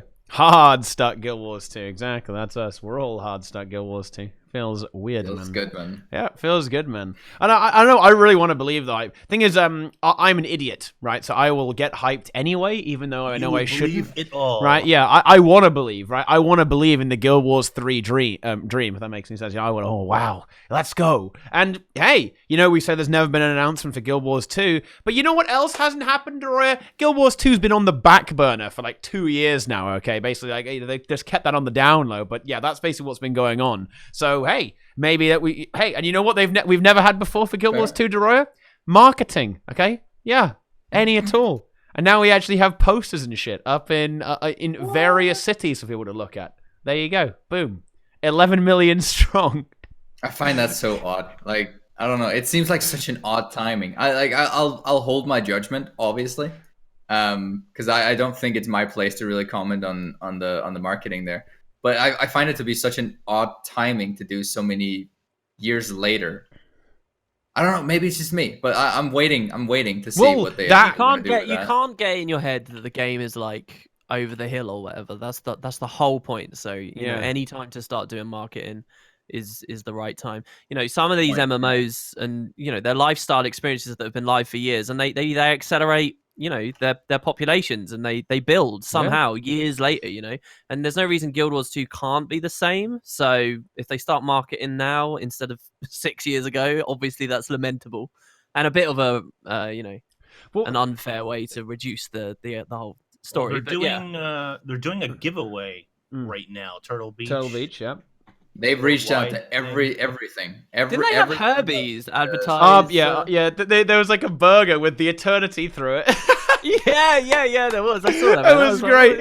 That was really good. I like that. What I understand, though, that's just something that like Arby's does on the regular for a variety. No. They're paid. They're paid for it, but they're open to be paid for it. Yeah. That's the difference. That's cool. I seen that. And I was like, I could use some Arby's right now. It works. Were any of you guys struck by this as well? Last release, they did. People aren't familiar with this game. You don't really need to know much, but there's a game, Monster Hunter, right, where they have a mechanic in that game where you eat food before you go to fight the big boss, and then you go off and you do it. And in last patch, episode 5, before the Kraukatoric fight there was a very clear reference to Monster Hunter in Guild Wars 2 where you eat food and you go forward. But in Monster Hunter they have this concept of elder dragons as well. There's like a lot of weird similarities. Mm-hmm. And on one of the dev streams, one of the devs was like, "Oh yeah, we love you, Monster Hunter guys," blah blah blah. Like they were really pushing for a collaboration between the two games, because the newest Monster Hunter does that. It like collaborated with Final Fantasy 14 and like they mixed their content, and it collaborated with the Witcher series. And I think ArenaNet was pushing for that as well. They might have been turned away. I don't know, because obviously we haven't seen anything from it. But I really got a feeling of that they wanted to. Monster Hunter's got all those weird integrations with like the Witcher and Devil May Cry, right? Yeah, DMC. Yeah. Yeah. They just want Ritlock in on that as well. 100%.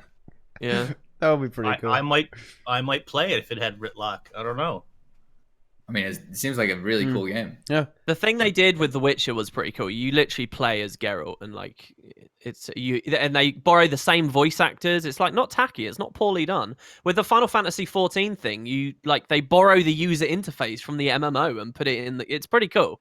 And, nice. It goes both ways as well. It would mean that Guild Wars would have, like, Monster Hunter lore in it, which is really weird about, but, anyway, that was just one other thing. It feels like they're doing lots of little things to, like, market the game. Well, and yeah, it's funny, right?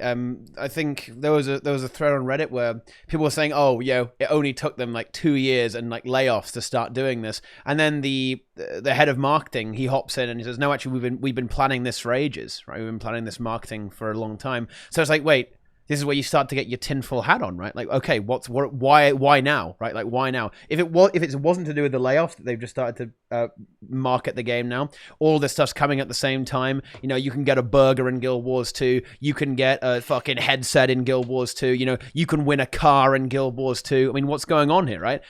Surely they've got to do something with it instead of just squandering it and just dropping it randomly. Hot take, maybe. Ooh. Maybe not. Ooh. Okay. What if it was just for this episode release? What if the hype was all just building to this episode release? Because that's basically what it has right now, right? Everything's built up to right now. Is there anything after? So that's my like. Is there a deeper meaning to this, or was this it? I think it became it with the layoffs. I think it became it. I think obviously. I mean, look at the context of that story. Look at how late people got the news. Look at how surprising and shocking that was to the people that were there. Like, clearly something had gone awry, and the plan, you can't expect their long-term plans. If there was a Guild Wars 3 that they were really thinking of, and this was going to be a finale and all that stuff, I can't imagine any of that would stay on course. Stuff would have had to have pivoted quickly, and it's kind of left us in a weird place now where the future is hazy indeed, and that's not a good situation to be in. But, you know, I think that has to be more realistic, right, than... On the other hand, because of NCSoft sort of stepping in there, which I agree took them completely by surprise, it means they're doubling down on Guild Wars 2. So whatever the plans used to be, I don't think any of that still holds a whole lot of water for them. I mean, Guild Wars 3 is an amazing concept altogether. It's scary because they cannibalize their own audience if they do it. I don't think you'd ever find a game called Guild Wars 3. I don't think they'd ever call it Guild Wars 3, just to be clear. I think you might see something else in this franchise, and maybe it'd be an MMO and so on. But I think they would always want to support this MMO, because otherwise you just kind of... Like, Guild Wars 1 moving into Guild Wars 2, in many ways, was like a lateral move. Obviously, there is more population, because in this game you can jump, and, you know, the graphics are a little bit more suitable for the times and so on. So they obviously gained something. But they also lost a lot with their old audience moving away. I don't think you see MMOs really doing sequels successfully. I'm not sure ArenaNet would want to. Maybe they'd want to make it bigger, but, you know... Yeah, maybe they would go with a different... They might go with a different IP, but I think they could get away with the Guild Wars 3 and just call it that. To be honest, I'm going to be brutally honest, I really don't care. I just want to play a good video game. But, you know, the setting is you know, it's almost You'd be happy to see this totally abandoned, this game? So like Guild Wars 1 levels is now? To be honest, I think that Guild Wars 2 could easily exist parallel to anything else, because it has we always talk about Guild Wars 2 kind of being all things to all people, but I actually don't think that's really true. I think Guild Wars 2 is a very specific niche product. It's basically for people who don't actually really want to play an MMO. They just want to play an online game, if that makes any sense, right? With a lot of people in it. Because it doesn't have many. It's basically, if you're sick of World of Warcraft and you're playing another day of Final Fantasy, it fills you with the urge to like bash your head in, then Guild Wars 2 is there for you, right? And that's always going to be the case as well. Like, that's never going to change. It's why Guild Wars 2 has survived. It's because it doesn't actually compete. Right? Like all these MMOs, like WoW is going at, you know, Final Fantasy, like, yeah, we're the best raiding game. Then WoW's like, no, we're the best raiding game. And BDOs, they're like, yeah, we're the best pay to win game. You know, these games are competing with each other. But Guild Wars 2 is kind of there, just on the sidelines, kind of watching them go at it, right? You know, everything you just said is totally valid, but it's. The problem with it is everything you just said there was valid for Guild Wars 1 as well. And the brutal truth is, if ArenaNet themselves don't keep updating meaningfully their previous product, then it will be superseded and it will be dead. It will be... Guild Wars 1's got all those perks, and yet the population shriveled and shrinks to a degree. So it's on ArenaNet to maintain both a Guild Wars 3 and a Guild Wars 2. And the question is, can they do that? So that's why my original comment, just to be clear, was that even if they released a Guild Wars 3... I think they would keep supporting this one. And I think everything you just said there is like reasons why, because it's got its own market. Why would you abandon that, you know? Yeah, I don't think it's going to be abandoned at all. I just think that they could have another IP alongside it in a way, or rather another product alongside it. Until the layoffs happen.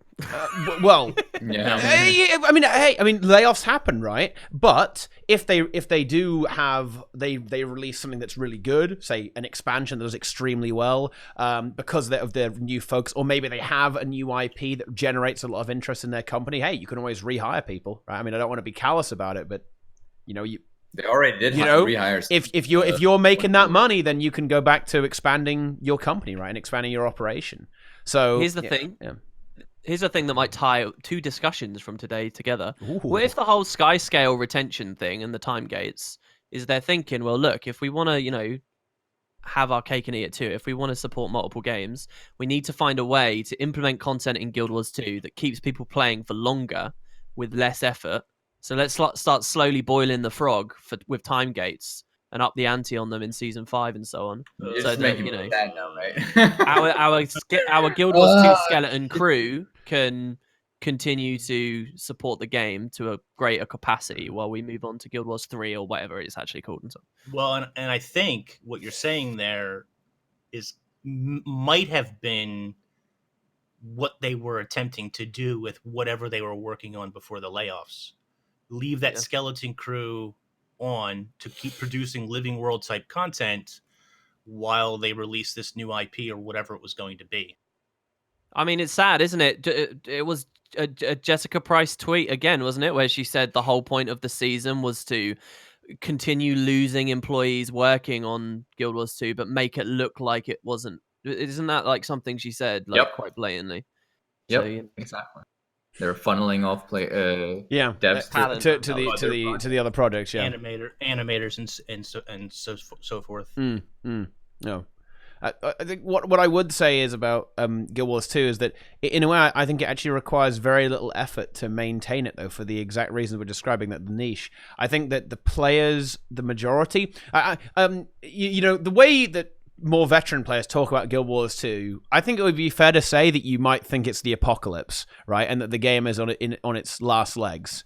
Realistically, the exact opposite is true, in my opinion. Like, the game, if anything, is doing extremely well right now, right? Yeah. Because the majority of the player base is more casual, right?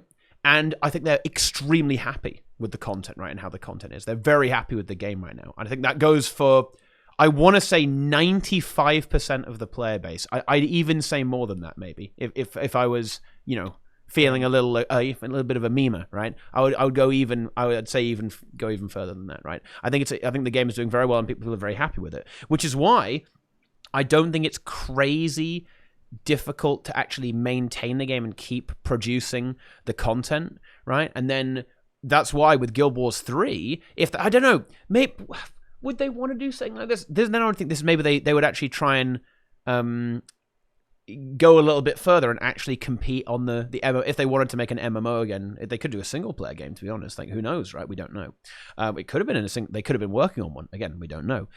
But yeah, if that was the case, then maybe they would actually compete with other MMOs and make something that would actually not cannibalize their own player base, if that makes any sense. Because what they would do is they would say, hey, Guild Wars 2 is, look, you don't have to leave. Guild Wars 2 is not obsolete. It's still going to be there. Living story. The story is going to progress. But I'll tell you what, if you want that slightly more traditional MMO experience, a bit more hardcore, but with that ArenaNet innovation, okay, that has been a little bit lost in Guild Wars 2, okay, we're back. We're bringing the spice back, okay? And that's where their new product comes out, right? Their new Ridlock and his 12 children in a single-player game. I did a whole video on this topic back when the layoffs came out, and one thing that has always interested me and that reminded me of a lot was back in like 2013 or 14, one of the concept artists, I can't remember which one, posted like this super amazing sci-fi city landscape from ArenaNet. Mm-hmm. It was ArenaNet associated, and then the whole like circumstance of it had been entered into an art competition, and I think won, and it was very quickly like pushed aside and like, please forget about this kind of thing. I'm pretty sure they, how Bethesda when was this actually? Sorry. When was this actually? A couple years ago. 2013 or 14, I thought it was. 13, it was a bit back. It was like not too long after launch, if I remember rightly, when this first started appearing. It was called like Futuristic City. I remember it. I remember it very clearly. It looks awesome. And I kind of think what ArenaNet might have thought is they might have looked at like a studio like Bethesda, and it's like, well, look, they got two franchises going on. One sci-fi or post-apocalyptic, right, and sci-fi. The other is fantasy. Let's do that, but have MMOs. Let's juggle MMOs, and they might have been, having two different flavors of MMO, hitting different kind of, aesthetics. Of course, none of that stuff ever became a thing. But I think you're totally right, Teapot, in like it's not the apocalypse, and it's very far from it. You know what it makes me think of, and it's still under the umbrella of NC Soft. What is it? Blade and Soul, or is it Lineage or something? There's some MMO Lineage, that came out in Lineage like 1,000 or something, and the revenue stream on that game is insane. huge. And obviously, it's just because pay to win Eastern crazy stuff, and people are addicted. But that is a perfect example that you can find a comfortable place, and like people will stick with it for a long ass time. And that's an MMO that had sequels too, I think, right? And it wasn't cannibalized, as I said earlier. Yeah. I think the key is creating a game that's in a way different. And I think, to be honest, I think Guild Wars 2 Guild Wars 1 rather, would have survived if they kept developing it, because to be honest, I think that Guild Wars 1 and Guild Wars 2's audiences are very different. I would certainly say that Guild Wars 1 is certainly more of a hardcore experience, right? Totally different game. Yeah. You're 100% right. Yeah. They just needed to support it. That's all they needed to do. I mean, you're still playing a little bit, right, WP? So if you look there, you'll still see that. I've been playing a little bit as well. I'm slowly working my way to become a god. Okay, but it's still relatively active, right? More active than you might expect, actually, for a game that hasn't received updates for an extremely long time, right? There are still people doing the elite areas. There's still people. Well, there's a fair few people doing PvP. They even give it a few updates, right? They've purged all the bots now, or they've tried to make it less bottable in Heroes Ascent. I think they changed how many heroes you can have, so or henchmen and whatever, that you can't do a full squad now, so the bots have all got confused. It's really funny. But I think Guild Wars 1 could have easily survived because of how much of a different experience and a different target demographic they're going for with that game, right? Yeah. The first, there weren't any updates for Guild. There's no content updates. You're right. There wasn't any updates for years and years and years, and just a true evidence, if I've ever seen it, that people were still interested in that game and it would have done well and kept going if they'd kept maintaining it, is when they threw in that like little update. Like Bill Freist and SCW just kind of took some time out and did a bit of a graphics update. I made a video on that. That got like the most viewership I got in that entire 6 months of that year. Like hundreds of thousands of people were interested in the idea of a Guild Wars 1 update. Like it completely dwarfed the kind of, traffic I would get on a similar thing for Guild Wars 2. Like it's insane. People are thirsty for it. They love that game, and nothing's truly replaced the experience of that game. And I think that was there are several big mistakes I think ArenaNet's made over the years, like the China release and new player experience and stuff. One of the greatest ones I would always look back at is in 2012, they made such a mistake to stop with Guild Wars Beyond, which was, their content stream. But stopping doing that was such a silly idea. That was Living World done extremely well, in my opinion, as well, actually. Right? Wouldn't you say? I don't think it was better than Living World, but it was a precursor, and they definitely learned lessons, yeah. I mean, it's not hard to beat Season 1 of Living World, let's be real. But yeah. Yeah, it's true, and they had the capacity to keep going, right? They wouldn't have had to have gone all out on expansions, right? They had this technology, this capacity to do it. Yeah. Well, they had said Utopia. They were going to right? do a Nightfall campaign for Beyond, dealing with Joko and stuff. They said they were going to do it, and. I you know what? Really, I understand, right? Like plans change with development stuff. Yeah, of course. I always get disappointed though when I realize like years later that clearly a meeting had happened where they'd sat down and decided to abandon the product or the project or whatever. Clearly a meeting happened at some point where the guild team during the Heart of Thorns days sat down and said, "All right, lads, that's it. We're breaking up." It can be sad. Clearly that meeting. Don't make me cry, dude. Don't go there, man. God. Come on, man. And that's what removed the guild team. Like, when did the dungeon team leave? When did they decide? It's only I'm not even later joking about that. It was just after launch they disbanded the dungeon team. Well, I think they were working on it. They created a dungeon team after launch. I know that much. And then at some point it just sort of stopped. And then later it's like, oh yeah, this guy's on this team, this guy's on this. They sort of don't exist anymore. All of the dungeons that came in season 1, or the 2 that came in season 1, were created not by the dungeon team. It was dissolved by then. Yeah. So the dungeon team didn't last very long, unfortunately. But hey, remember this post I was talking about earlier suggesting changes for Season 5? They have a whole section there talking about their new Guild Wars 2 team structure. We're being very doom and gloomy here, but that's quite an optimistic post they had there. 4 fully staffed content teams, additional teams dedicated to skills, balance, rewards, PvP, and World vs. World. Is that not a good sign? Does that not sound like there's more stuff for World vs. World and PvP going forward? I guess the question really is, what are you looking forward to? Like, I don't necessarily see. I think Teapot and I are very much aligned here, and feel free to cut in here, Teapot, if I'm wrong. But I feel like more of the same isn't necessarily going to make it better for me, because I don't want more of the same. I want new. I want innovation. I want them to experiment. I want them to do big things. But living story, more PvP maps. I think one of the only things that I'm actually excited for is the World vs. World restructuring, because it has a potential to really, really stir the pot. Everything else seems like more of the same, and that's what's frustrated me to the well.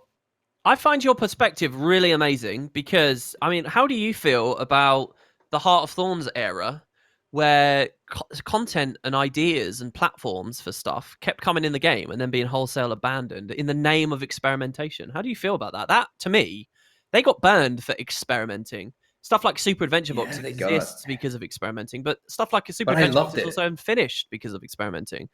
And, there was a very real fear for a long time that stuff they added, they just ignore and, leave again later because they kept trying to reinvent the wheel within the game. I remember that feeling as well. Yeah. Of just like, maybe this will be something, maybe this won't. But I feel like it's always been on the shoulders of the community to like, is this interesting to the vast majority? And if the answer was no, then yeah, it wouldn't develop. I don't know. It's unfortunately, I feel like I appreciate it. I appreciate them trying. Easily. Yeah. I feel like they give up too easy on some of that. Yeah. Me and Teapot love Stronghold. It needs work. It needed work, but we enjoyed it, at least at the base level. And then it was just not a thing because the community didn't take to it, I guess. Stronghold's a perfect example of that kind of time, yeah. I think Inks has completely hit the nail on the head, right? I think that a lot of the ideas they experiment with, they don't get a fair crack of the whip at all. They'll do it once and then just like bam, drop it, like it's dead. Well, and let's go back to SAB for a second. Sorry to interrupt. World 1 was everybody loved it, or most people loved it. World 2 had some problems. But I would like to think if they did a World 3, they could have readjusted, like Josh Foreman and team could have readjusted, but then that just never happened. I guess because World 2 was so not well received? Or because he was on the next project.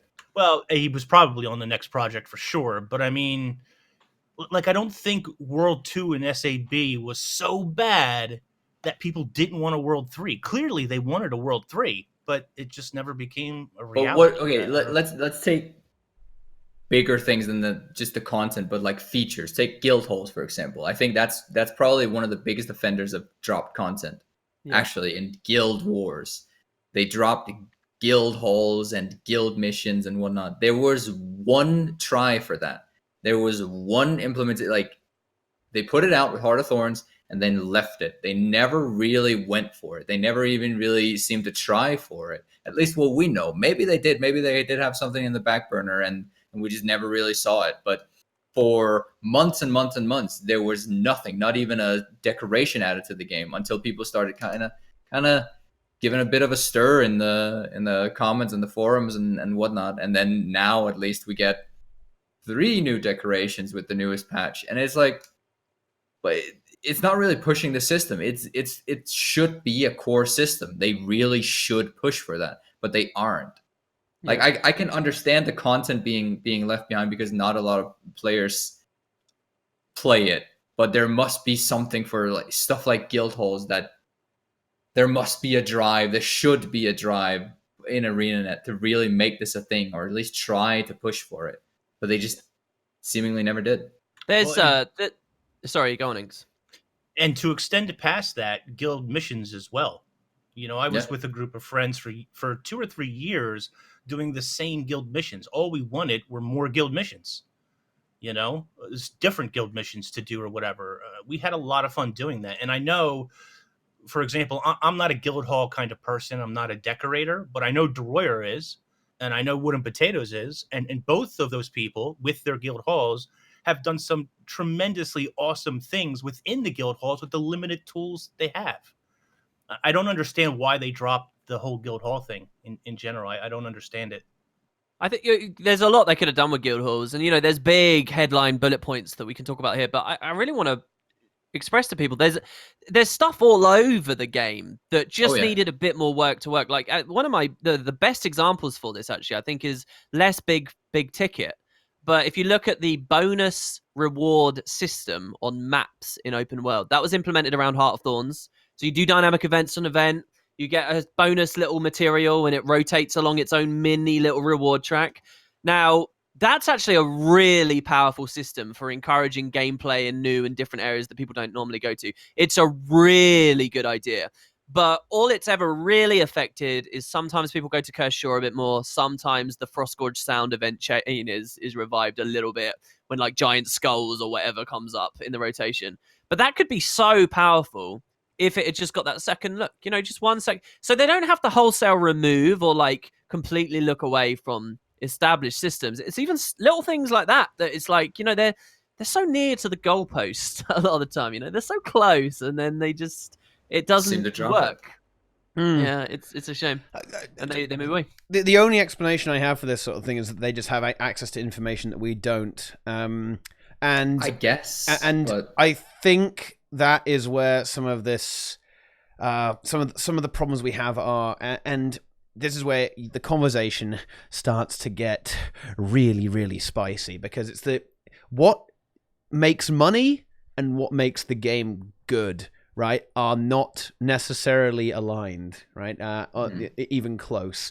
Like, do I think that having guilds far more integrated into the game would certainly generate longevity in communities, right? And have a lot more of an MMO feel? Absolutely. But does that generate the most revenue for the company? Maybe not. No, you can't. Right? You cannot monetize guilds in any ways, because you can't convince anyone to purchase a decoration that they might get kicked out of.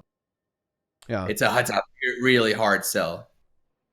But because it's so much more than decorations. I mean, decorations, they do okay for me. They at least continue adding those. Decorations are the one glimmer of shining light in this whole thing. I'm talking about stuff like the War Room, and how that could have functioned as a capacity of world versus world. But no, it just became this weird kind of annoying economic sink, and it's kind of something that grosses people out and they don't really look at. There's lots of elements of all those buildings and the traders and stuff that's just a mess. Basically, it's just a mess. And needed a go over. But yeah, I do agree with what you're saying. I just wanted to add that little extra bit there. Yeah, and just because it's something that we think would make the game better, it doesn't necessarily mean that ArenaNet will do it, because they do have access to a lot of things that we don't. They know about. They know that no one really likes Stronghold. Not a lot of people actually really liked it. Lies, Teapot. It's true, and honestly, something that probably really, with the Stronghold decision in particular, people, it was the fact that the pro players really hated it as well. Yeah, right? They did. They really did not like it, and that's obviously going to influence that. They wanted to have a new game mode to mix that up a little bit. And well, I don't know. Maybe they should have developed it a little more. I really think. I actually think they intended to. I'm sure I'm allowed to say this, but I actually talked to Grouch about this in particular, and he basically expressed that they did want to develop the game mode and improve it, but never happened. I even gave a lot of feedback. We did a lot of in-house Stronghold games, actually, like hours and hours and hours of it, and nothing ever came of that, right, at all. And so I think plans just change, and I guess it just wasn't something that was going to be profitable or worthwhile for the company. I think it's just you got to think of things in terms of prioritization, right? It's not an explicit decision, this doesn't make enough money, so we have to move away a lot of the time. It's not an explicit, I don't consent to this. It's just something else takes priority. I remember a similar thing happened right at launch. Obviously, the Zaitan fight's a shambles. And I'm pretty sure, I might be wrong on this at this point, but I'm pretty sure it's Colin Johansson. There was a public forum post it was because he was the game director, I'm sure, where they basically said in really early days right after launch, yeah, we kind of want to improve this, we want to fix this up a bit. And then nothing ever happened with it. And it would have just been because I'm sure all the devs would want the Zaitan fight to be better, but the priority is on the next Living World episode. You know, I actually blame the consumers more. People are more titillated and interested in just forging forwards and always looking to the new thing. You'll never get as many people to log in to redo Zaitan, even if the content itself was totally different, completely different Aurora Explorable. It still won't get enough people back because they view it as the past or whatever. And I think that's humanity, and it's annoying. But so the devs sort of acknowledge this horrible truth, and they just keep putting new Living World out instead of fixing up guild missions or whatever. That might be quite a hot take, but I'm very much inclined to agree with you. I'm going to sound like a proper old man here, so going to sound like a fossil. But I think that just in a way, the game is forced to adapt, right? The company is adapted to the consumer, right? This welcome to capitalism 101, right? We might want these slightly more hardcore, more social MMO features, but it turns out that that's not what sells these days, right? It might have been 10 years ago, right? But now it is all about moving towards new, and also gimme right now. Okay, just give me that instant gratification. I blame social media, guys. Okay, it's rendered us. Oh my god, no. I blame Teapot. Wait, why do you blame me? It's just easier to do. You're on social media, so you know. That's true. You are social media. That's true. That's true. But you beat me on Twitter years ago, so I'm holding that grudge. It's really hard. Good meme. It's really hard to place the blame on ArenaNet when ultimately, kind of think of them as like a restaurant, right? Okay, if they serve food that no one likes but is like quote unquote good because like 3 people like it, they're not going to make that much money, right? And then if people go to the restaurant and say, hey, have you got this? Have you got some of those? Have you got some of those chicken tendies, dude? You got those tendies? They say, no, dude, we don't do tendies. That's garbage, right? Eventually, they're going to start making the tendies. They make that easy money. Those chicken tendies, dude. So it's kind of what the game is. You're right, but the nuance to it is that sometimes they're just shy of the right implementation, and it would be practically beneficial for the studio, but they missed the mark by a little bit, right? And that's sort of the really sad bit. One of the earliest examples is original Halloween. If you remember, they added Halloween and all that stuff, but they also snuck in a ton of dynamic events and mini dungeons and stuff, which are actually all pretty quality. And then they swore off of ever adding new ones. And people have always just maintained the argument, well, look, the reason people didn't play your new mini dungeons much, the reason your metrics didn't show that much population and that it didn't impact the game much, is because you released it at the same time as Halloween. And you did it in a quiet way as well, so people didn't know. It was one line on a patch note to represent a mini dungeon being added, and a few events here, there, and wherever else. And they abandoned the idea, but the idea was good. It was just it had these other, I've talked about this before. I think, I'm right there with you. I think a lot of cases they conflate the statistics, the stats of engaging content. They see that players are engaging with X content, and thus this must be either good or this other one must be bad because they're engaging with the other one. When I think there's so many more factors to it. I was arguing in regards to hearts. I think that they've conflated the statistics about hearts or the interaction of players. Wow, let me restart that. I think that the number of interactions with hearts is not proportionate with the amount of players that enjoy it. I think that too many players engage with hearts because they are the de facto best way of getting the rewards. Set rewards. Thus, people are just incentivized to redo them every day. It doesn't mean that they're great content. It actually is just a shitty reward design. Yeah. But they kind of perpetuate it. And so the statistics show that players are doing it, and then they keep making hearts for the next map and the next map and the next map. I completely understand what you're saying there. I think that's a really good point as well, actually.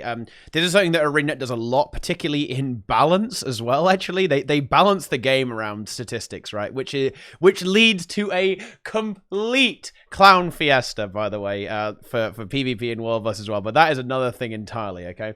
And for Raid. The balance is rendered a huge clown fiesta because of the way they interpret statistics, right? But, that is another story entirely. But yeah, you're right. They 100% do this, right, for at least for the content they consider engaging. It doesn't necessarily mean it's good, but in a way that kind of comes down to the community again. The community is incredibly reward driven, so they will do kind of shitty content for the rewards because they prioritize the rewards over having fun in a way, right? So ArenaNet kind of gets trolled in this. It's very hard for them to interpret it because no matter what, people are going to do this stuff, right? Even if it is absolute trash, it's the most harrowing, soul-crushing experience. People will do it anyway, right?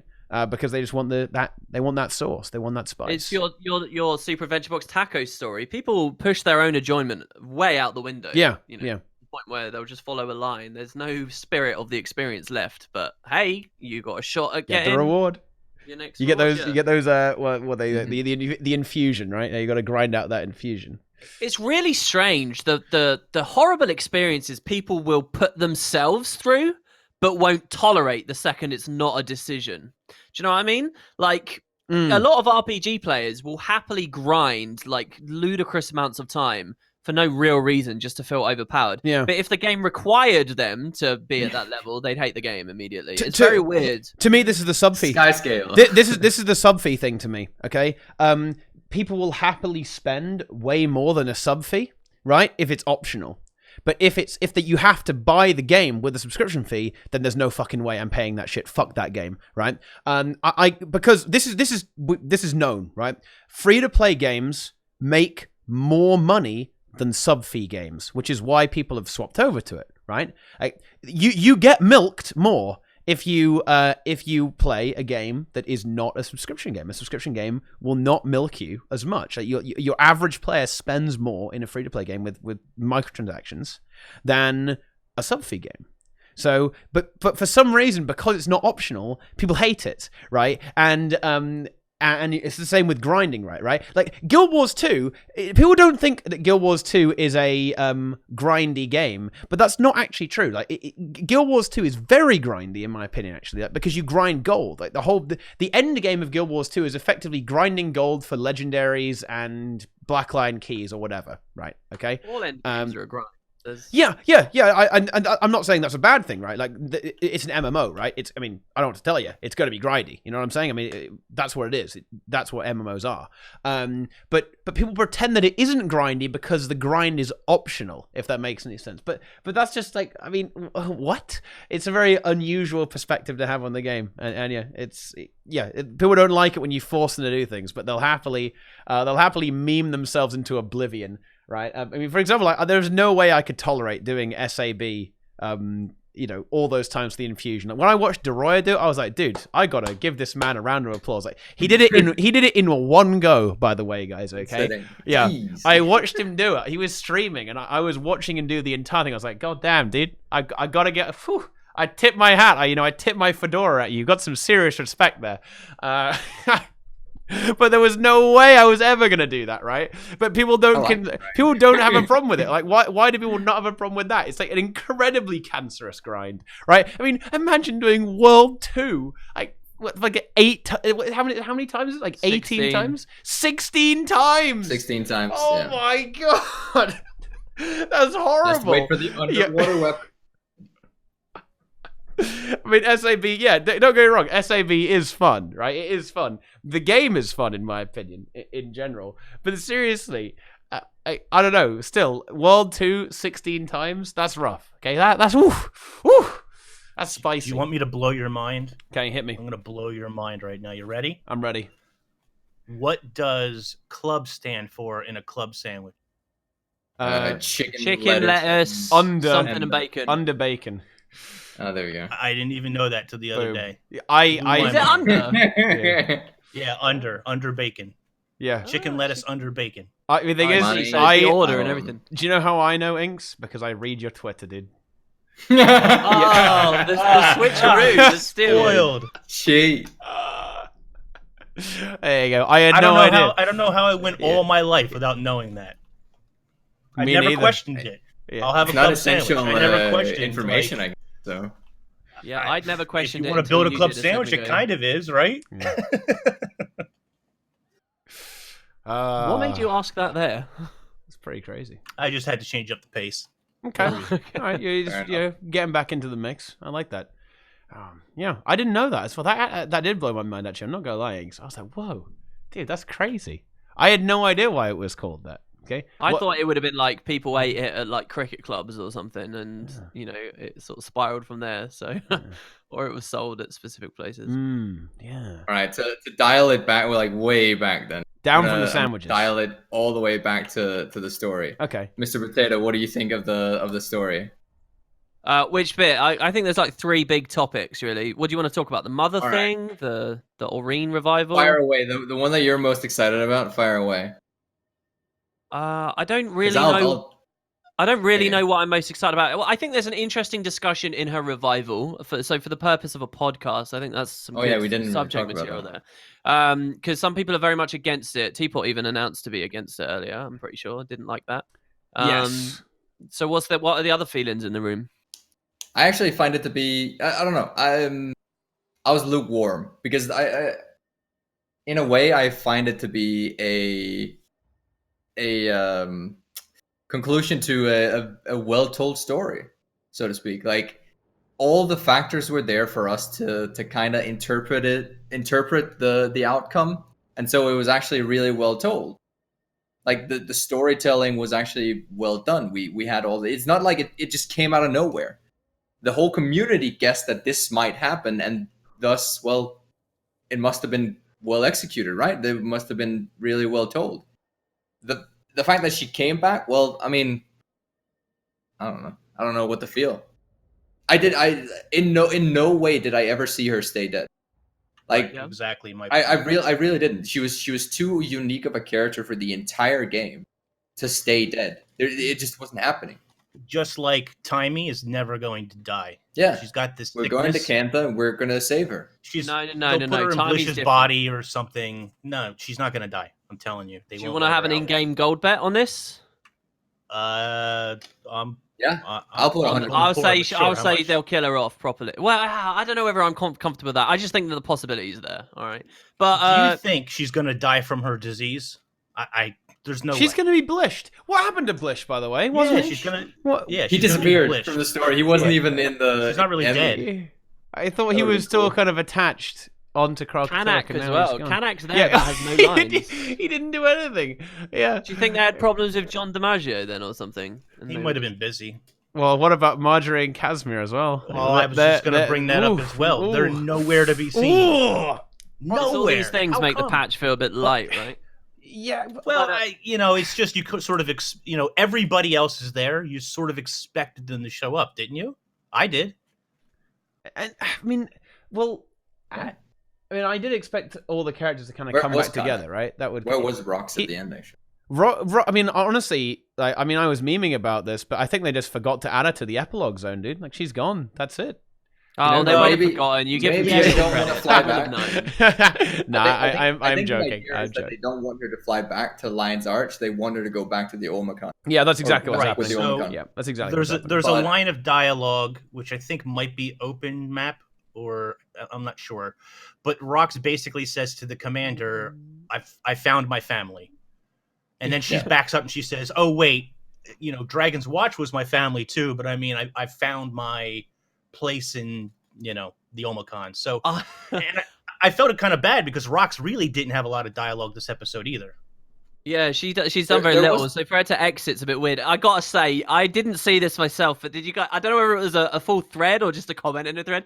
Did you guys hear about this thing on Reddit? Someone was like basically speculating she's pregnant with like Bram's kids. Well, yeah, it almost does kind of say that. Like, there's this really weird conversation at the start, and she says something like, Braham, like, I need to talk to you, but like not here, or something like that. Like, whoa, what the hell is going on here? Like, what is this, some kind of interspecies meme? I mean, hey, you know what's in Guild Wars 2, guys? Okay, I'm exposing Guild Wars 2's community here. Okay, let's talk about this. Okay, furries. There's a lot of them in Guild Wars 2. Oh my god, yeah, they are all the chars. And anyway, watch the guild chat because they actually kind of address the Rox and Braum and the family thing. Oh yeah, go on. What do they say? Because it's a matter of she's found her family, but she knows that Braum really values their friendship and their whole, like, the commander and that squad, the Destiny's Edge thing, and she wants to tell him, it's hard for her to tell him that she wants to step away from that, and that's where that whole thing is. It's not because she's pregnant with a Norn. Jesus. Yeah, she basically, she's going with the Olmacon, and she knows that Bram will be. It's all in the open just world. says, Yeah. Yeah. But in Elder Scrolls, they have all these like half-breeds, so maybe Guild Wars need to. Ooh. This is how we tie the universes together. Yeah, we can make. Somebody told me Canuck has patient 0. But I didn't hear Canuck say anything. He's there to run around, but literally there's no dialogue. I don't know. There's no dialogue whatsoever. I don't know if they missed it or if he's just not there. They probably had stuff written for him, and then they couldn't get the VA. And obviously, you can't have someone impersonate Canuck. It's just going to be awkward and weird. So they just have him be quiet. It was probably nothing essential enough. Yeah, but it's a shame because he's such a good character, right? He's one of the better ones where you kind of look forward to hearing about. I do wonder what that's all about, though, because unless something serious and significant and strange happened with the voice actor, because since season 1, Canuck's been like there. You know, he seems like one of these guys they can get a hold of like really regularly, and then on this release, unfortunately not. So yeah. Sucks a bit. To go back to the Aurene thing, now I didn't think she was coming back actually because of Rezzed. I actually got bamboozled, I guess. I don't know if you guys recall this, right? But there was a live stream from about character death from London. They went to London gaming convention thingy, and they talked about making character deaths meaningful. Okay, and like, you know, really hard hitting, like building up the situation, then taking her away from you, and you're really sad, right? As a result, I thought, wow, they're actually not, they're debating us with the whole eating Joko meme, which is what Deroir talks about, right? Like it was foreshadowed 100%. It was completely foreshadowed this was going to happen. It was one of the easiest predictions to make, right? If you didn't make this prediction, you're not even paying attention, right? Dude, they double Game of Thrones me. They subverted my expectations by killing Aurene, then they counter-subverted by bringing her back as well, because I didn't expect it, right? They got me good twice. Wow. Yeah. And it's interesting, they're allowed to double dip on that as well, because they know people will be caught like you in that situation, but also the way that they did it is having it right at the start of the patch. So someone playing in sequence, there's like 10 minutes between the death and then the revival. That's what I don't like. That's what I really dislike, I don't necessarily like that either, because you kind of miss out on that 3-month period we all had to indulge in the death, and then it all feels a bit limp. But that's why I think they play the revival so coolly in patch, because they know overall people will only have been playing for 10 minutes or whatever. But 10 minutes is not enough for people to go away and watch their YouTube videos and stuff and think about Joko. So it should click for them. Hopefully it plays nice in sequence, and that's what they were thinking about big picture. But it does feel a bit duplicitous, right? I think it's going to feel a bit odd if you play it back to back. Yeah, like that. She's gone for almost no time. Well, I mean, it does. You know, each living story does sort of timestamp the date. So if you're paying attention to that sort of stuff, you will have seen that lots of time has passed, and there is some dialogue. No, you won't. You won't, because this patch, you're normally right. You're absolutely correct. It's synced to real world. But this patch, what is it, a day, a week? Like, they give the suggestion. It's not, but that's because Kralkatorik's still wounded and flying away in the mist. Like, the idea is a very immediate thing. They obviously had time to get in and put some barrels and stuff around, but I don't think it has been 3 months this time, Inks. I think that they're kind of back-to-back, sort of. Do you mean 5 months? closely connected. Yeah, and it's 5 months, months. whatever it digress. was. I'd have to go in and actually look at it, but Like, think about the opening get- dialogue. oh, The commander's like, "Oh, I'm just wandering around. Maybe I should tell people that reality's being destroyed." What? That took her 5 months to do that? No. They're pretty close, you know. So, But they tied it. I agree with. To address that, I real quick. But to address that one, there's the story that's told outside of the story. There's the Requiem stories. Those Which are don't really supposed to progress. be, well, kinda, because at the very end of Kate's story, she says, "I should give the commander a call," which implies that the commander has been gone for a while. So there is a time period, but we just don't know how long it is. But a new player coming in is not necessarily going to be redirected to the Requiem stories. You kind of got to go and find those, but it is there. Just saying. Yeah, and a new player will realize this too, because you're gonna go from Thunderhead Keep to Lion's Arch, and your commander's gonna say, "I've been wandering around," and we can imagine how much time has passed. But I think the main point is that it's not 5 months. Is the downside, really. And it's going to play weird. You're all right. It's going to play weird in sequence, I think. It's going to be very strange. And it's going to feel a bit pointless. I have another one. Just like to rewind it just slightly, but to Teapots. The character death, like the meaningful character death. For 5 months, I just want to point this out. The death actually had meaning. Right? When it happened, it had meaning. No, okay, fair enough. When it happened, it had meaning for a lot of players. There's a lot of reactions to it. The death was meaningful. That doesn't mean that the revival of her nullifies that meaning. It still took place. I mean, in the context of waiting for 3 months, it does. But look, okay, if you play it straight away, she's gone for like 10 minutes of screen time, and to us, I'm doubling down. Okay, look, it doesn't count as a sacrifice if you come back 10 minutes later or like a day later. Okay, like no, that's not how this works, right? Yeah. Well, and here's the other thing. Crystals in her heart. I agree completely with you, Teapot. I think they really what I'd love about the game is if they thought really carefully about the long-term experience, how everything sits in for years to come, right? That's what I would like, and it sucks for those people. However, the 5-month period where it was real that Deroir's talking about, in reality, that's probably the most important 5 months these patches will ever have, because people zerg to this content, play it en masse. And it's going to be a little trickle, like a tiny, insignificant little trickle of players who go back to this in 2020 and 21 and 22. It's so the people that get screwed out of the 10 minutes thing, are not going to be the majority. The majority are going to be, and I hate that because it feels like the existence and the importance of Guild Wars 2 is this thing that's always slipping away, and you'll never recapture those 5 months. And I hate that. I hate like the transience of it, but it's probably the reality, and that's why they go for it, right? Because those 5 months are the most crucial 5 months. And our initial reaction is the crucial bit. The rest they don't care about. That's why they don't get back to Puzzle Story, for example. Sorry, go on. For me, I never believed that she was actually dead or gone. So I guess that has a lot less impact. And so when you walk into that first instance and you have to remove the crystal from her heart, which was cool, by the way. I really thought that was cool. But I don't know. I was just like, yeah, of course they resurrected her. Like, why wouldn't they? So, well, it didn't have that aha moment for me. Like, I think they wanted it to have. It probably did for some people. I'm just saying, my own experiences, I wasn't really shocked or anything like that. Yeah, because we've had 5 months to like think about it and come to terms with it and all the reasons why it was. And it's Deroir said really complimented it earlier, and I think you were right too. It's very, very clever the way they've managed to make the Joko stuff have purpose and meaning. It's not just this thing they were obligated to do because it was written in the movement of the world. No, it's there because it was actually going to roll into the Elder Dragon conflict in a really meaningful way in the end.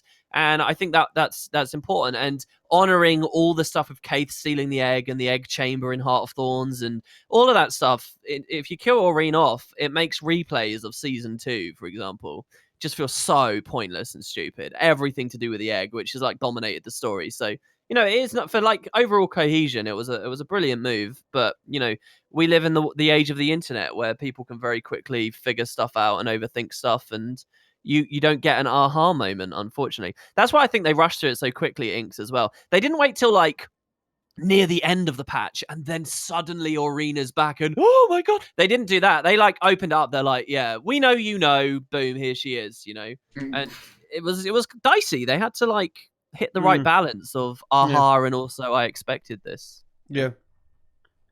So yeah, I thought it was a good move, but obviously it's a weird one and it's got its consequences, unfortunately. Yeah, I would say that was my only real gripe with the story, though. I think the rest of it was actually well executed. I think the what they did with Kralkatorrik was elegant, making it so he's not like fully evil. I know they it's a bit of a cliche. Yeah, the dragon's trying to destroy the world. But really, it's because and it's got some interesting implications for dragons, right? It seems like that.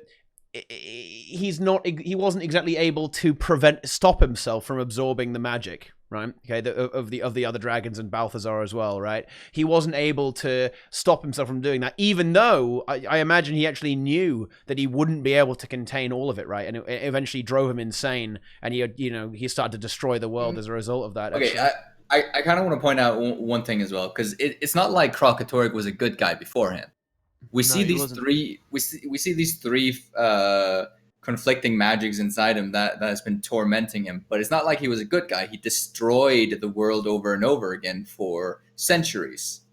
Yeah, and you can't ignore Age of Destiny, right? Yeah. Where he's trying to kill Destiny's Edge. He hunted Glint down. That was before he was tormented by multiple magics. That's just magic in general did that to him. So he's just kind of giving himself over in like a final grandpuppy kind of style. I don't know, but yeah. This was a crucial thing I wanted to say earlier, Teapot, when you said, they might move away from dragons because dragons are just earthquakes and stuff. And I get that. I've always seen that. But also this patch has added a lot of depth to the Elder Dragons and possibility to maneuver within their head spaces and have them communicate and stuff. They cracked the door open with Morgemoth, who said to us, oblivion will come upon you all. It was a brilliant line, one of the best parts of the whole expansion in my opinion. And then we get loads of it with Krauk. We could get even more with the other dragons, and I think they can actually find depth in these antagonists now with the path that they've set the story on. So it can be done, and they've certainly got progressively better at doing that, right, as we've gone through, with Zaitan being perhaps the least interesting, and then it's got better from there, certainly, right? So yeah, it's definitely possible. But yeah, so I would agree with that, and I think they did a pretty good job with Kralkatorrik. Like, he's certainly always not been the nicest of guys. So I guess it is a bit retconny, I suppose. Like this, look, he's got a bit more of a different side to him, right? Like here's another aspect of his character. So, but is he trying to make excuses? He's like, you know what, I'm not that bad, guys. Just forget about all the branding I did before this. It was actually the magic. The magic made me do it. He's like drunk driving right now, it was the drink, man. It made me do it. It made me like run over that kid. That's what happened. I know I sound like a broken record now, but literally, like, go watch the guild chat, because they're talking about this as well, like how their final, so to speak, or like current idea and execution of the Elder Dragons are the amalgamation or the flow of what the original concept was, designed by someone else. Like it's a new team that's kind of worked with the story of the dragons to evolve them to the point where they are. They're something completely different than what they were initially conceptualized to be. Well, I think the topic of dragon madness has always been on the radar, is like, this is where the story has to go. It has to explain why the dragons all become bastards eventually. Like they have to. And I think the first time I really thought, oh my God, they might be doing it. And I was wrong at the time. I did a video talking about this that looks a bit stupid in retrospect because it was so premature. But the Bloodstone Fen, literally the start of season 3 in Bloodstone Fen, they had maddened spirits near the stone explosion, and they kind of started showing a lot around that time. Look, too much magic drives you a bit nuts. They had the raid release very recently around that time as well, with Matthias going nuts with too much, losing control. And it really felt like they were starting to set up this whole thing about the dragon madness and what makes them greedy and stuff. And then it got dropped for ages. And then we have this patch, and it feels like, that we're gonna. And you're saying on the guild chat, they really, really sort of express that's where we're going, is it? I just want to watch a full guild chat with Tom Abernathy. Like, because I feel like he's just spilling the beans left, right, and center. Yeah. Like, Getting some leaks. yeah. Getting big leaks. Exactly. We'll get him on TeaTime then. Let's go. Let's go the Omega leaks. The Supreme leaks. Nice. So we've kind of got a replacement for Peter Freeze, who used to be the one that everyone would look forward to, you know, leak accidental stuff on the guild chats about the Wizard's Tower and stuff. Yeah. Well, good time. As a bit of a segue, I think this would be something that would be really great for ArenaNet to do more of. Actually, is to actually do something with their Twitch, right? I mean, if you look at their Twitch right now, okay, like imagine throwing this away, guys. Allow me to just tab into my Chrome window and go to Guild Wars 2. They've got 92,000 followers on that channel. Okay, that's pretty good. Okay, that's not bad. But you know what? They don't really leverage that nearly as much as they perhaps should. It's the same with their YouTube. I think their YouTube has quite a lot of subscribers as well. Actually, I mean, wait, how many do they have on YouTube? Let's see. On YouTube, they've got 152,000. Less than WoodenPotatoes. 152K. They get more people watch them on YouTube, I think. On yeah, when they do. They double stream and they get more. They get more on YouTube. Yeah, they do. Yeah, perhaps. I mean, I think they're not the biggest fan of Twitch culture, perhaps. So there might be a reason for that. It is interesting because they get very low viewership on their streams, and I can't like profess to be excluded from that. I haven't even seen the most recent guild chat. There's something about it. I just I don't watch many of their streams, even when I really should. It's actually important for me to do it. I find myself not that entertained by them or something. I don't know what it is, but I think the majority of the streams aren't all that nuanced, or they don't really have anything new to say. It's really like the odd ones out that kind of drops out of nowhere after a patch or something. That's the one to be interested in. But their streams were really successful in Heart of Thorns era. Do you remember those streams where they'd go hands-on with elite specializations and the devs would like struggle to kill Chieftain and stuff, and it'd be a bit embarrassing, but you would get really good, lots of people would watch that stuff, and then it's kind of fallen away. I always sort of believed as long as they were previewing new content, lots of people would tune in. But I watched the Skyscale stream, and not many people tuned in on that either. Come on, that was a new mount. That was a preview of a mount that wasn't even in the game. Weren't there like 2K viewers for that though? Oh, was there? Yeah, there was. All right, well, there you go then. Like 2K. So maybe it's all just about previewing new stuff, right? Like, and if they're not previewing new stuff, people just aren't interested.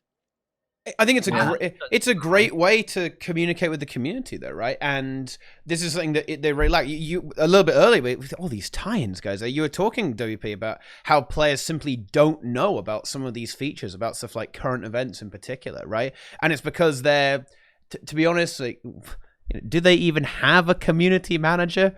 I mean, it's a bit of a fiesta, right? And I would actually say that one of the worst decisions in managing community I've seen has happened recently. Like they said, people were getting mad about the Skyscale, right? And then on the guild, before the guild chat, they said we will not be talking about the Skyscale on guild chat. Like, oh yeah, they were deleting messages. They were banning people about it. Like, come on, guys! Like the guild on chat, YouTube, everything is the Skyscale. Here's the thing, right? The guild chat is the perfect time to address the community concerns. Okay, but instead they make it look like they're running away and dodging it by like banning people who like type the word Skyscale in chat, okay, and just not addressing it. So dumb. It's oh my god. So, I mean, they in that forum post anyway, they did address the fact that Ruby just didn't have access to the Skyscale, the people who made the Skyscale, and that this upcoming Friday they're going to have a Skyscale episode where they talk about the Skyscale, I guess, where they address some of the questions or whatever. I do think it's silly to ban people for typing in Skyscale. They're memeing you, right? Just ignore it and move on. But that's sort of been their way for a long time, unfortunately, to deal with. At least just let it be. Like, let people talk about the new mount. Like, it's the new exciting mount. It doesn't matter if it's controversial in some aspect. Let people talk about it. Maybe maybe one way to look at this is they need to like have more freedom to respond to chat off the fly, or have a guild chat show, but also some kind of show that's more forum like, where it's more chat interactive, and there's more Yeah. communication specifically with whatever's going on in chat. Like I watch some Paradox Studios streams, do like a lot of grand strategy games and stuff. They got loads of franchises and IPs, so they've got loads to talk about, right? So it's a bit different to ArenaNet. But on like some of their streams, like their game director will be sat there playing the game and responding real time in chat to people watching, and they get like 2K viewers watching, games that aren't even definitely not more popular than Guild Wars 2. But there's kind of that extra level of like interaction, and like they handle things a little bit But differently. ArenaNet just kind of refuses to talk about their things. That's kind of the issue here. They don't want to answer the questions. They'd rather just let it slide. I find that to be the main issue here, because they, like, every single time anyone stepped out of and talked, all the devs that actually talk, it just kind of gets slapped down, I guess, and nobody's really allowed to do anything. I think their guild chat format, right, where it's sort of a round robin thing, they just pull in random devs. I think devs get nervous to be live. I think they know nerds like us have podcasts and talk about their their performance on the streams, and it's stressful. So they don't try to exacerbate people's nerves by showing them live chat. If the format was a little bit different, where it was the same devs regularly week in, week out, and they were confident people that were right in front of cameras, which is what these people aren't paid for, let's remember, then yeah, there'd be more chat interaction and stuff. But I think that fear of awkwardness or whatever, I think it strikes me there's a lot of fear, basically, and so that's why you kind of see there's less interaction. Well, and George just says guild chat looks very well rehearsed, and that's because it is. They rehearse what they're going to talk about. They do pre-recorded sections too, right? And that's fine. There's nothing wrong with that, but I would say that's fine. But I do wish it was a bit more dynamic. I think they could really garner a lot of favor with the community, actually, by doing that. And I think they underestimate how much people want that and how much they'd be placated by it. And all this kind of thing about the kind of the nervousness, the fear, this is something that Inks actually exposed me for and called me out for in a TeaTime comment section. To me, it just feels like the developers and the company just don't have faith in their product anymore. And they don't believe in their own product. That's what it feels like to me. I don't know. What do you think? Inks, if you want to shoot me down on that, then hit me. Yeah. And I'd actually be really interested to hear what WP would say about that, actually. Like, I don't believe that. Mostly, I remember last... Yeah, why is that, Inks? Why don't I believe that they don't care about their game? Yeah. No, they don't. Not that they don't care. No, not that they don't care. Okay, well, rephrase it for me so I can... Sure. So I genuinely believe that they feel like that they aren't confident in their own product. Not that they don't care about it. I just think they don't realize how good they actually have it, right?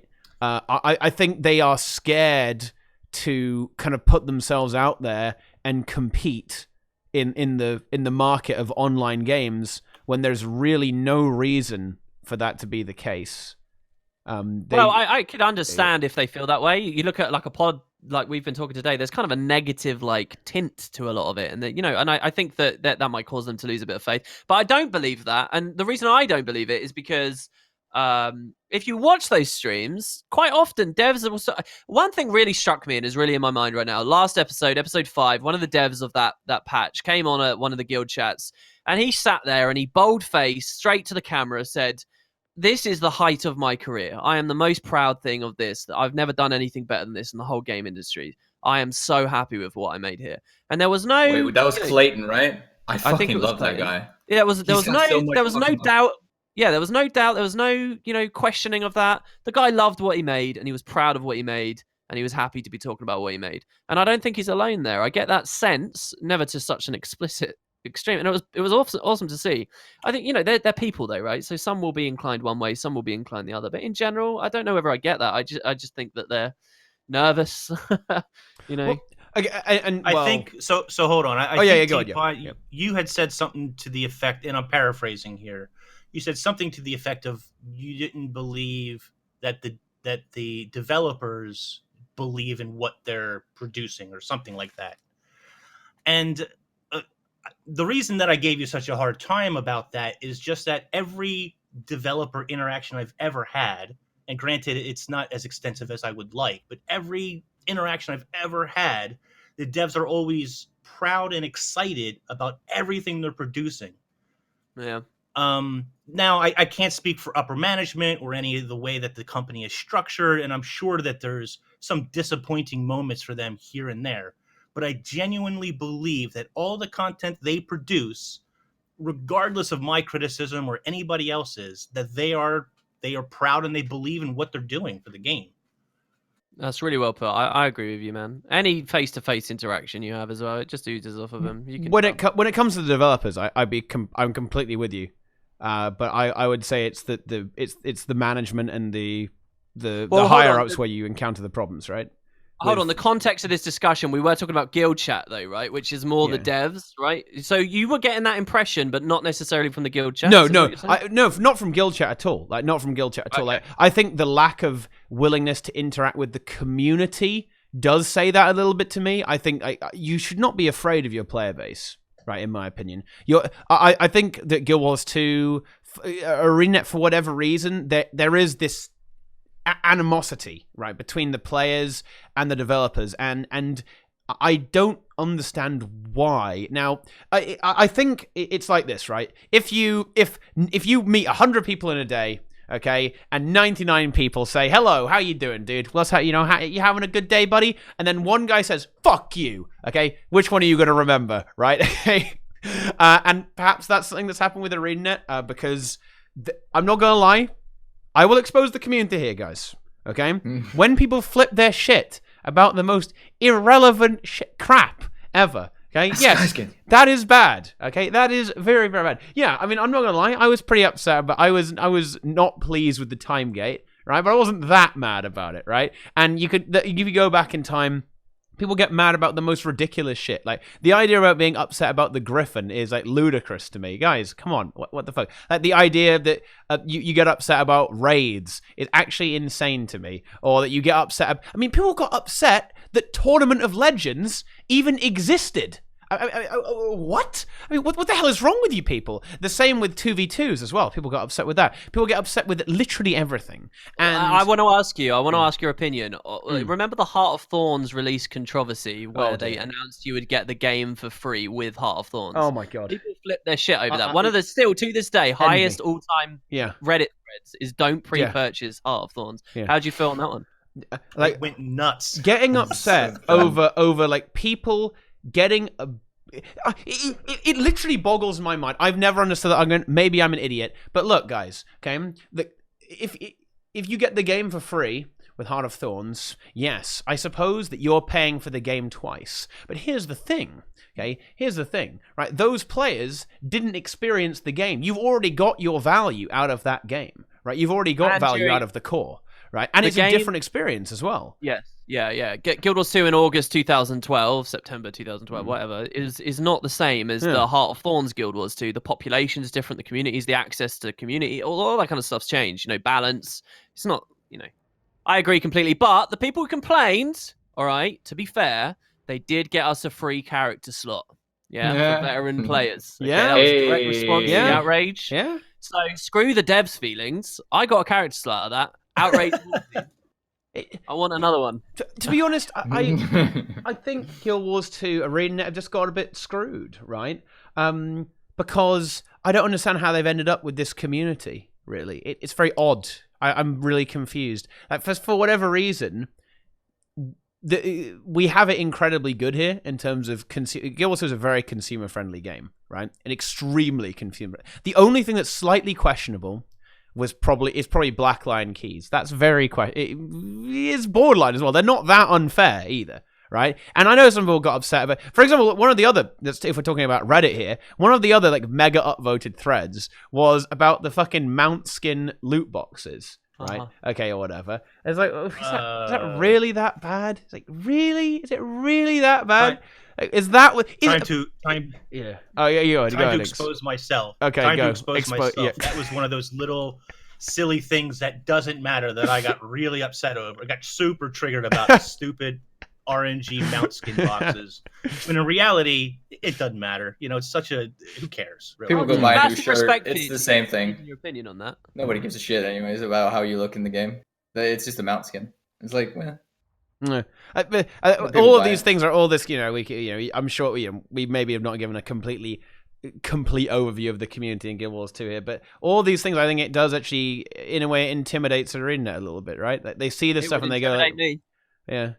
Would it?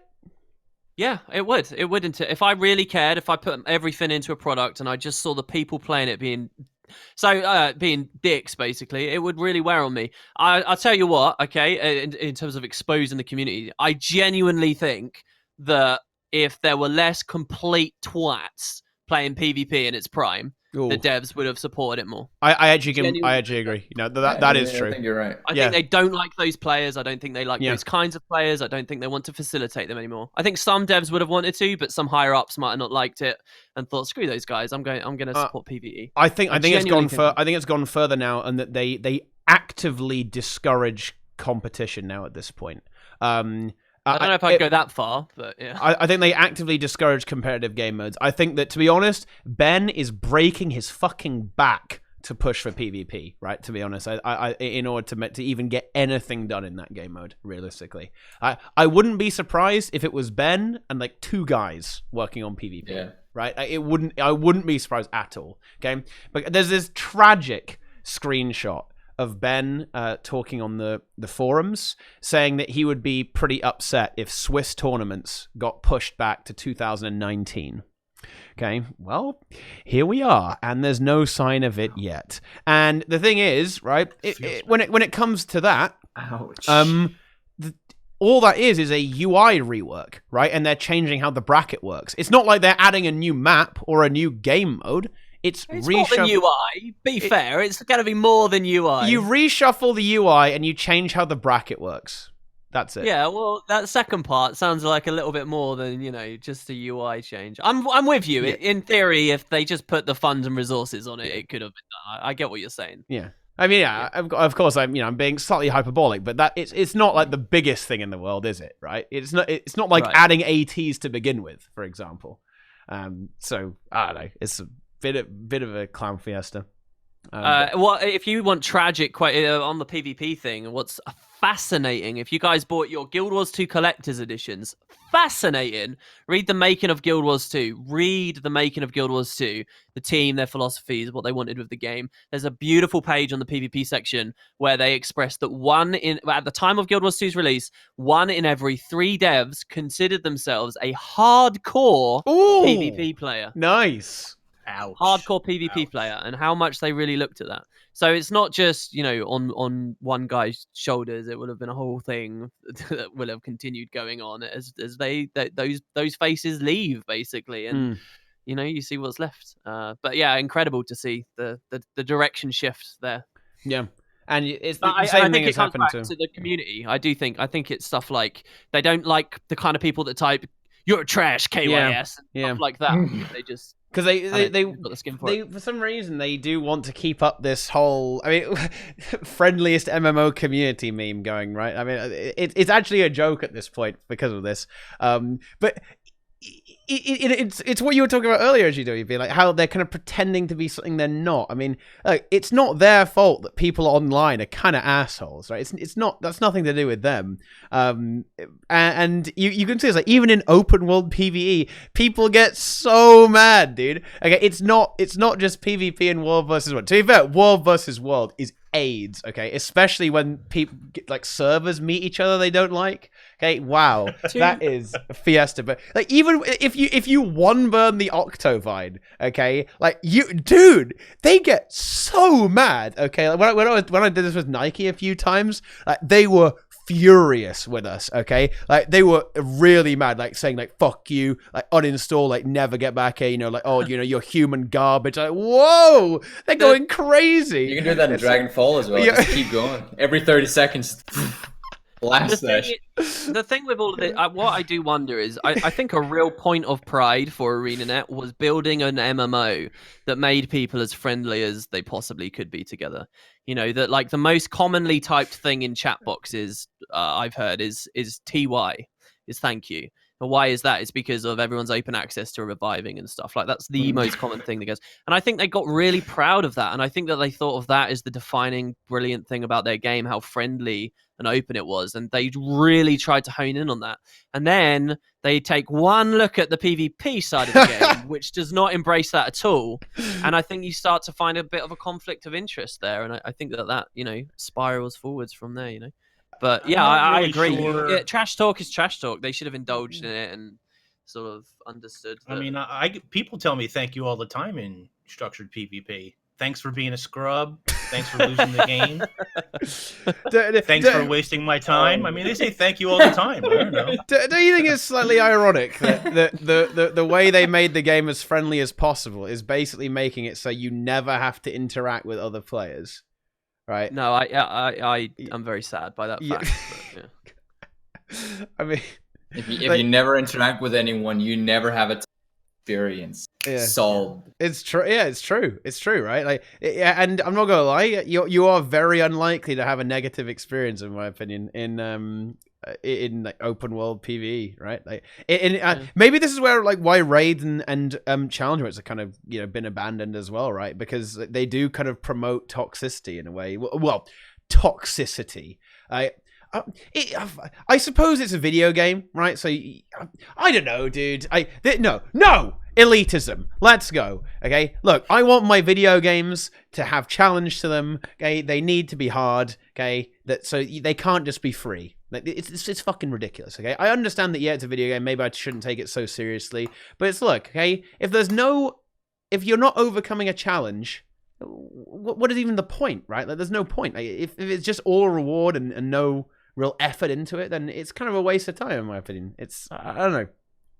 Yes, elitism, okay? And yeah, it's true that PvP, world versus world, raids, fractals do inherently kind of have elitism built in, right? Because there's a certain bar you have to climb over, right? To get at these, right? And if you fall, if you trip over that bar, then you're going to have a bad time, okay? You're going to have a very bad time. And you're going to get memed on. And I guess Guild Wars 2 and ArenaNet don't really like that. But to be honest, that is such a core part of online gaming. Like, I don't know, dude. Make a single-player game, if you want to deal with this, right? Like, it's just not going to happen. Like, people are toxic in every single online community, like, without fail, okay? There's a lot of toxic people. Less so here, and they've grabbed onto that. And that's kind of a thing for them, But I in general, I agree with what you're saying. It's sad that it kind of just means. I've always called Guild Wars 2's PvE playing alone together.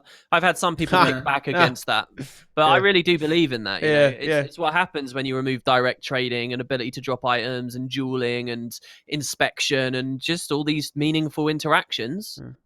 That falls apart. Yeah. And to be honest, like, when it comes to less toxic, I mean, I'm not even sure how true that is. Maybe in game, but out of game, try going against the current Reddit groupthink. Have fun with that one, okay? Good fucking luck having a differing opinion. You alive. Yeah, they will destroy you. Okay, and honestly, okay, just try and go into the friendly PvE community, dude, and like try and do something different that they don't want you to do. Enjoy that one as well. It ain't all sunshine and rainbows. I think the facade is very quickly broken. Right, the mask slips very quickly. On the Guild Wars 2 community, it's very surface level. Like the friendliness is very much it's surface level. Like, as soon as you go under there, it's exactly the same as everywhere else. It's the big clown fiesta, dude. Okay, the big clown fiesta. I don't know. It's funny. Honk. Yeah, honk, dude. I don't know about that though. I wish ArenaNet would talk more. To kind of this is where we bring the tangent back in here, but boys. Teapot, I really wish they would talk more. They did talk. They gave us a roadmap. It gave us incredibly vague and with nothing on it. The roadmap. Well, there's three things. Okay. Go back and read that roadmap again after the hype has gone down, because I did that and holy shit, it's disappointing. You think so? I don't know. Yeah. I thought it doesn't say anything about the future of the game. It says about a little bit about some rewards and then a few more things that we already knew. That's literally all it says. I was kind of blinded by the fact that they were actually talking, but it don't actually say much. Yeah, there's no timing on the roadmap. I get that. That's what people want. ArenaNet's never been very comfortable about giving timetables for things, because when they have given timetables, it seems to go very wrong for them. They have to say, no, I understand that. We're still working on an expansion, or we're still dedicated to raid, or fractals are still a thing. There's nothing about that. raids, fractals, not even mentioned. I mean, It's it's fair. It's fair. I just thought that it was a good stepping stone for the time that it came out. Oh yeah. Do sure, I want to see more? Sure, but hopefully that was decently well received. That they'll want to do more of that. That's what I'm hoping for. But I don't know. Yeah, and well, I think it's necessary to be honest. We need to know this stuff. Let me ask you guys a question on something quite tangible. What do you expect from dueling and cooking 500? Cooking, they either have to do longer food, legendary food, or permanent food, or something completely different. So otherwise a new it's just power creep tier of food? Well, yeah. Otherwise it's just going to be a gimmick that is 500 for the sake of 500, right? The same goes for dueling. If they go and actually make ascended dueling or ascended jewels and everything, rings, craftable, they instantaneously invalidate all of the rewards throughout season 3 and season 4, effectively invalidating the content there by just having 500. So they have to go legendary. If they go ascended, they invalidate content. They have to go legendary, otherwise it's meaningless. It really is. It really, for all I care, it could just stay out of the game because it's not going to give anything good unless they go legendary. That is pretty much the only place. That's how That's really just. And I know that's a bit biased, maybe a bit tinted, but that's how I really see it. Season 3 lives and dies on its trinket acquisition. Yeah, and so much of the ascended trinkets is like dedicated or supposed to be dedicated areas where you get stuff. Like you should only be getting amulets if you've logged in enough times for the requisite number of laurels and stuff, right?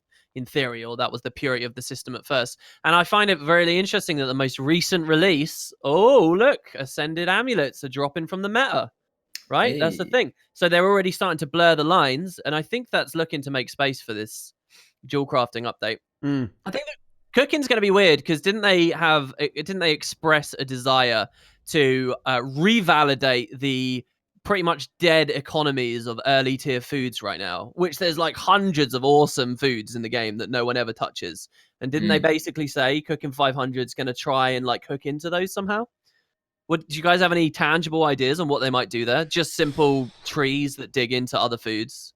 You really have no I guess you might be able to say combine. Maybe you can combine foods together, or maybe for example, if you make a legendary food, it might just be you need to collect like every recipe, right, and cook a hell of a lot of it, right? And it'll be like weird ingredients that you have to go out in the world and locate them for a legendary food. The only way they can add legendary food to the game is if it would cost you more than you'd ever be able to recoup by using a legendary food, right? Like it has to be more expensive than anything else. Are you thinking does legendary to you mean infinite?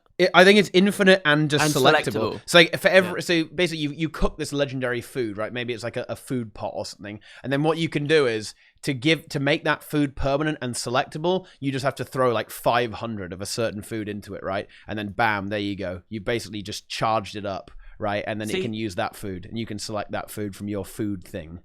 That's also just a crazy proposal. Like legendary food in general, it would upend so many economic aspects of this entire, game. Well, there's two things really. There's Cooking 500 theoretically only should push you to the ascended level, right? So there's actually two different things they could go with. Or three. They could do ascended, legendary, or ascended and legendary. But here's another thing I wonder if you guys have given any thought to. One of the things of cooking in the game is you got the foods, but then you can also craft them into placeable pots multiple people can eat from. Like you've got the feasts and the picnics and the pots of soup and stuff like that. And I'm wondering whether when they go to the ascended level, it's going to be somehow interacting with that stuff more and giving more meaning to that stuff, because I think that's a cool social like element of the game, but I haven't really spent any time thinking any further than that. I think that's certainly something that will definitely be capitalized on. You're going to see like banquet of butternut squash soup, and at the start of your wing clear, right? Yeah, like, exactly. Cool. Yeah. That would be cool, and that would be an excellent usage of that as well. One other direction they could go in is probably, I don't think they're going to power creep food, right? What I think they might do is do No, that would gimmick. be dumb to do. I think they're going to do gimmick foods as well. There'll be very specialist foods. There might be a food that's good on exactly one build and one class. Boots is talking about this as well, like like the ghost pepper poppers or something like that, and stuff like the dodge food, right? I think there's going to be foods that have a very specific effect. Right, there might even be stuff like, I don't know, like the one that's like a mesmer food, right, that affects your clones in some way. I can see something like that happening, right, like a really specific food, or like a food that affects minions on Necro or something. I don't know. I mean, I wonder if going that far means a lot of like back end to code all that stuff, and they might not do it.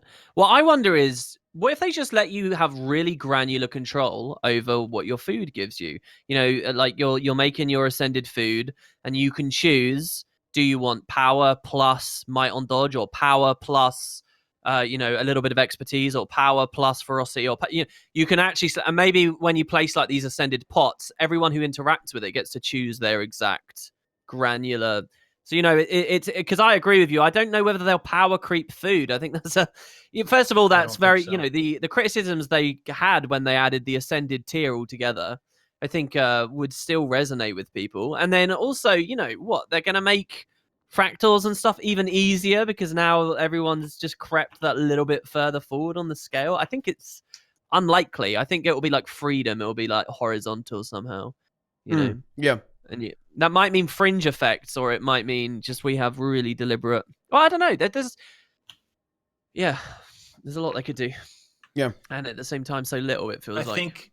I think it's a pretty good puzzle, because even if they make food last longer, you already have two different pots in order to extend the time of current food On the gem store, yeah.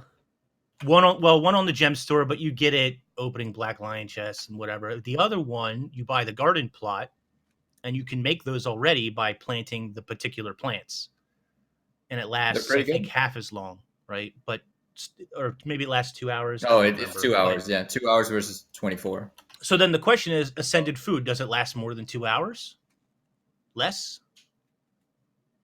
It'll still be good, I guess. I mean, they could just step up the timer and that will be it. That would be a very simple way of doing it. I wouldn't actually mind because, but it would kind of invalidate the other ones. Yeah, playing with the duration is tricky, right? I mean, it would be a bit lame if that was it. You don't want it just to be a matter of economy, right? Yeah, that's lame as all hell. Yeah, that would be more efficient to craft my ascended version. Yeah, all right, fun stuff. That would be. I think that would be a really big letdown. I don't think they would do that. Like, it might have that as a side effect, as a perk, right? But I think it will be more kind of like, oh wow, exciting ascended food, right? I think the idea of being able to control your stats would be really cool. Or if they were talking about lower foods, maybe you can combine two weaker foods together into like another food, right? So you can take like a level 50 or 60 food, and you can have two of them, right? And then bam, that's your ascended food or something like that, and you could mix and match. Or maybe there's like a level cap or something like that. So you can only say you could have like a level 10 food, a level 20 food, a level 30 food, then another level 10 food as well, right? So it gets to 80 or something like that. So you can kind of mix and match like that. I don't know how that would work out mathematically with the stats, but here's one thing I've thought, and it excites me, but probably only me in the whole world. Nonetheless, you're all going to hear it, right? You remember the horrible, I can't even remember, reclaimed weapon. What's the thing you do for the legendary armor tokens in Heart of Thorns? They recently moved all the vendors. Provisioner tokens. Provisioner tokens, right. Provisioner tokens have the ability to buy those weapons. I can't remember the name of them. Are they just provisioner weapons? But they're like rare gear that scale to your level or whatever, right? Ah, yes. What it basically does is it means at lower level, you're now power crept a bit. Now, let's look at the foods. There's a lot of foods in the game, all for low levels, but it's none of it's potent enough to be worth ever using. What if with cooking 500, you can increase the potency or remove like level caps on higher tier foods so you can bring them down, kind of thing? Therefore, all those currently completely ignored foods are now better. So you can take... do you get what I mean? Like, you can upgrade the level 10 foods to now be double strength, but it's still usable at just level 10. So, and no one's going to care about that because that's based on leveling, and the devs don't look at that well enough. But it might be something Ascended could do that would add meaning to the older foods. It would add meaning to cooking 500. It would do that, but only for sort of re-leveling, which people don't do. So Yeah. That's Yeah. why they invented tomes of knowledge. So you only have to play the game through once. Yeah, yeah. Tomes. I've got a lot of tomes now. An excessive amount of tomes, I would say.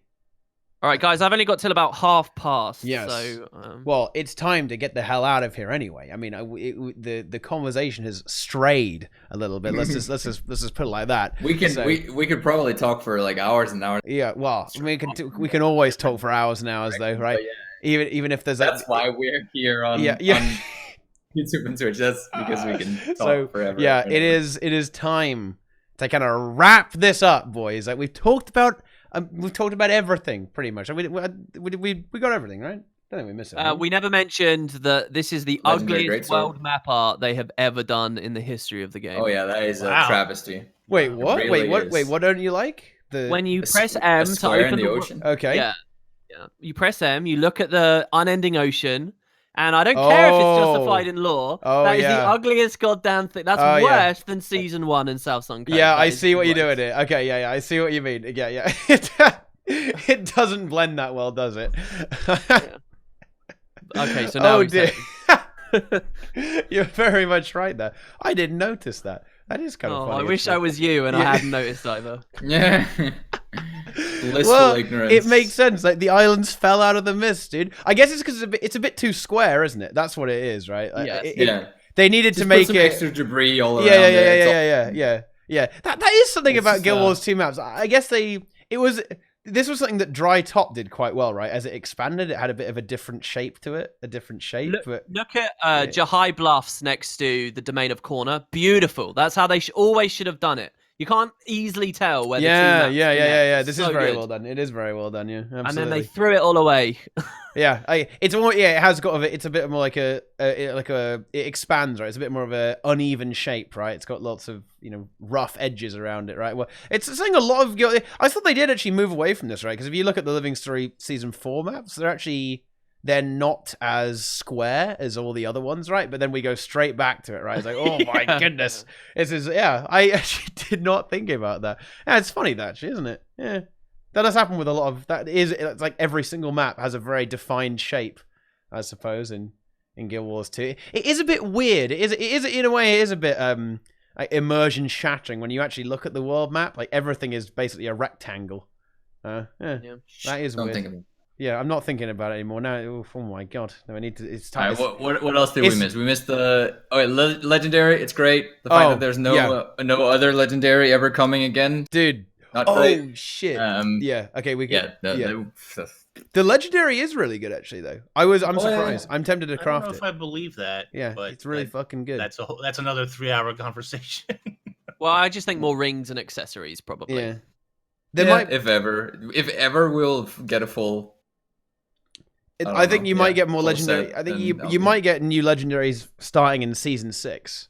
So after season 5, we get an expansion. Then season 6, then you'll get it. Some in the expansion, some in season 6. Yeah, if the next expansion gives capes, go legendary capes. That was sustaining Capes. for a bit. No, Have you- no, hey, they're you gonna don't be want capes. monetizable, and there won't be. You don't want There capes. won't be Look, have you anything. seen the cloth physics in this game? You do not want that. Okay, Yeah, a bit better since that racing one, aren't they? The roller beetle racing had the scarf. That's got like new tech on it and stuff. And they put on a random outfit. Okay. All right. Oh yeah, they did. They did actually. Yeah, there was that dress, right? I don't know which one it was. It's really good. Yeah, Actually, wedding isn't it? dress, I think, wasn't it? Yeah. I think it was literally. Yeah. Yeah, that was really good.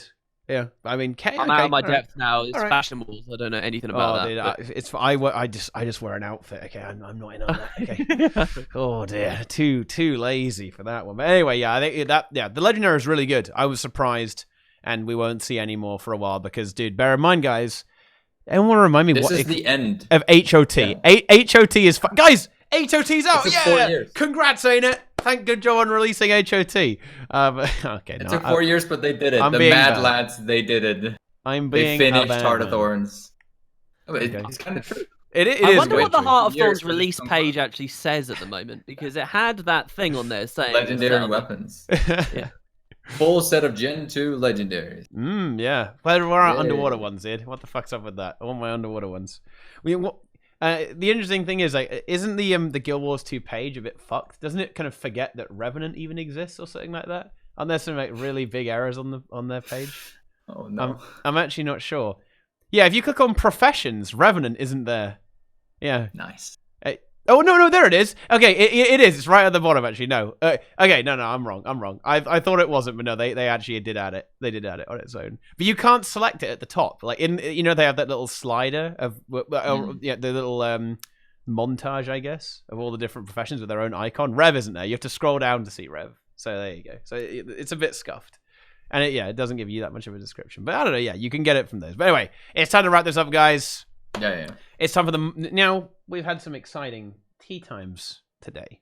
But it's nowhere near as exciting as the next part. And the next part is where we tell you all to subscribe with Twitch Prime. So get ready for that one. So, let's see. Who should we do first? You know what? It's MMO Inks, guys. Okay?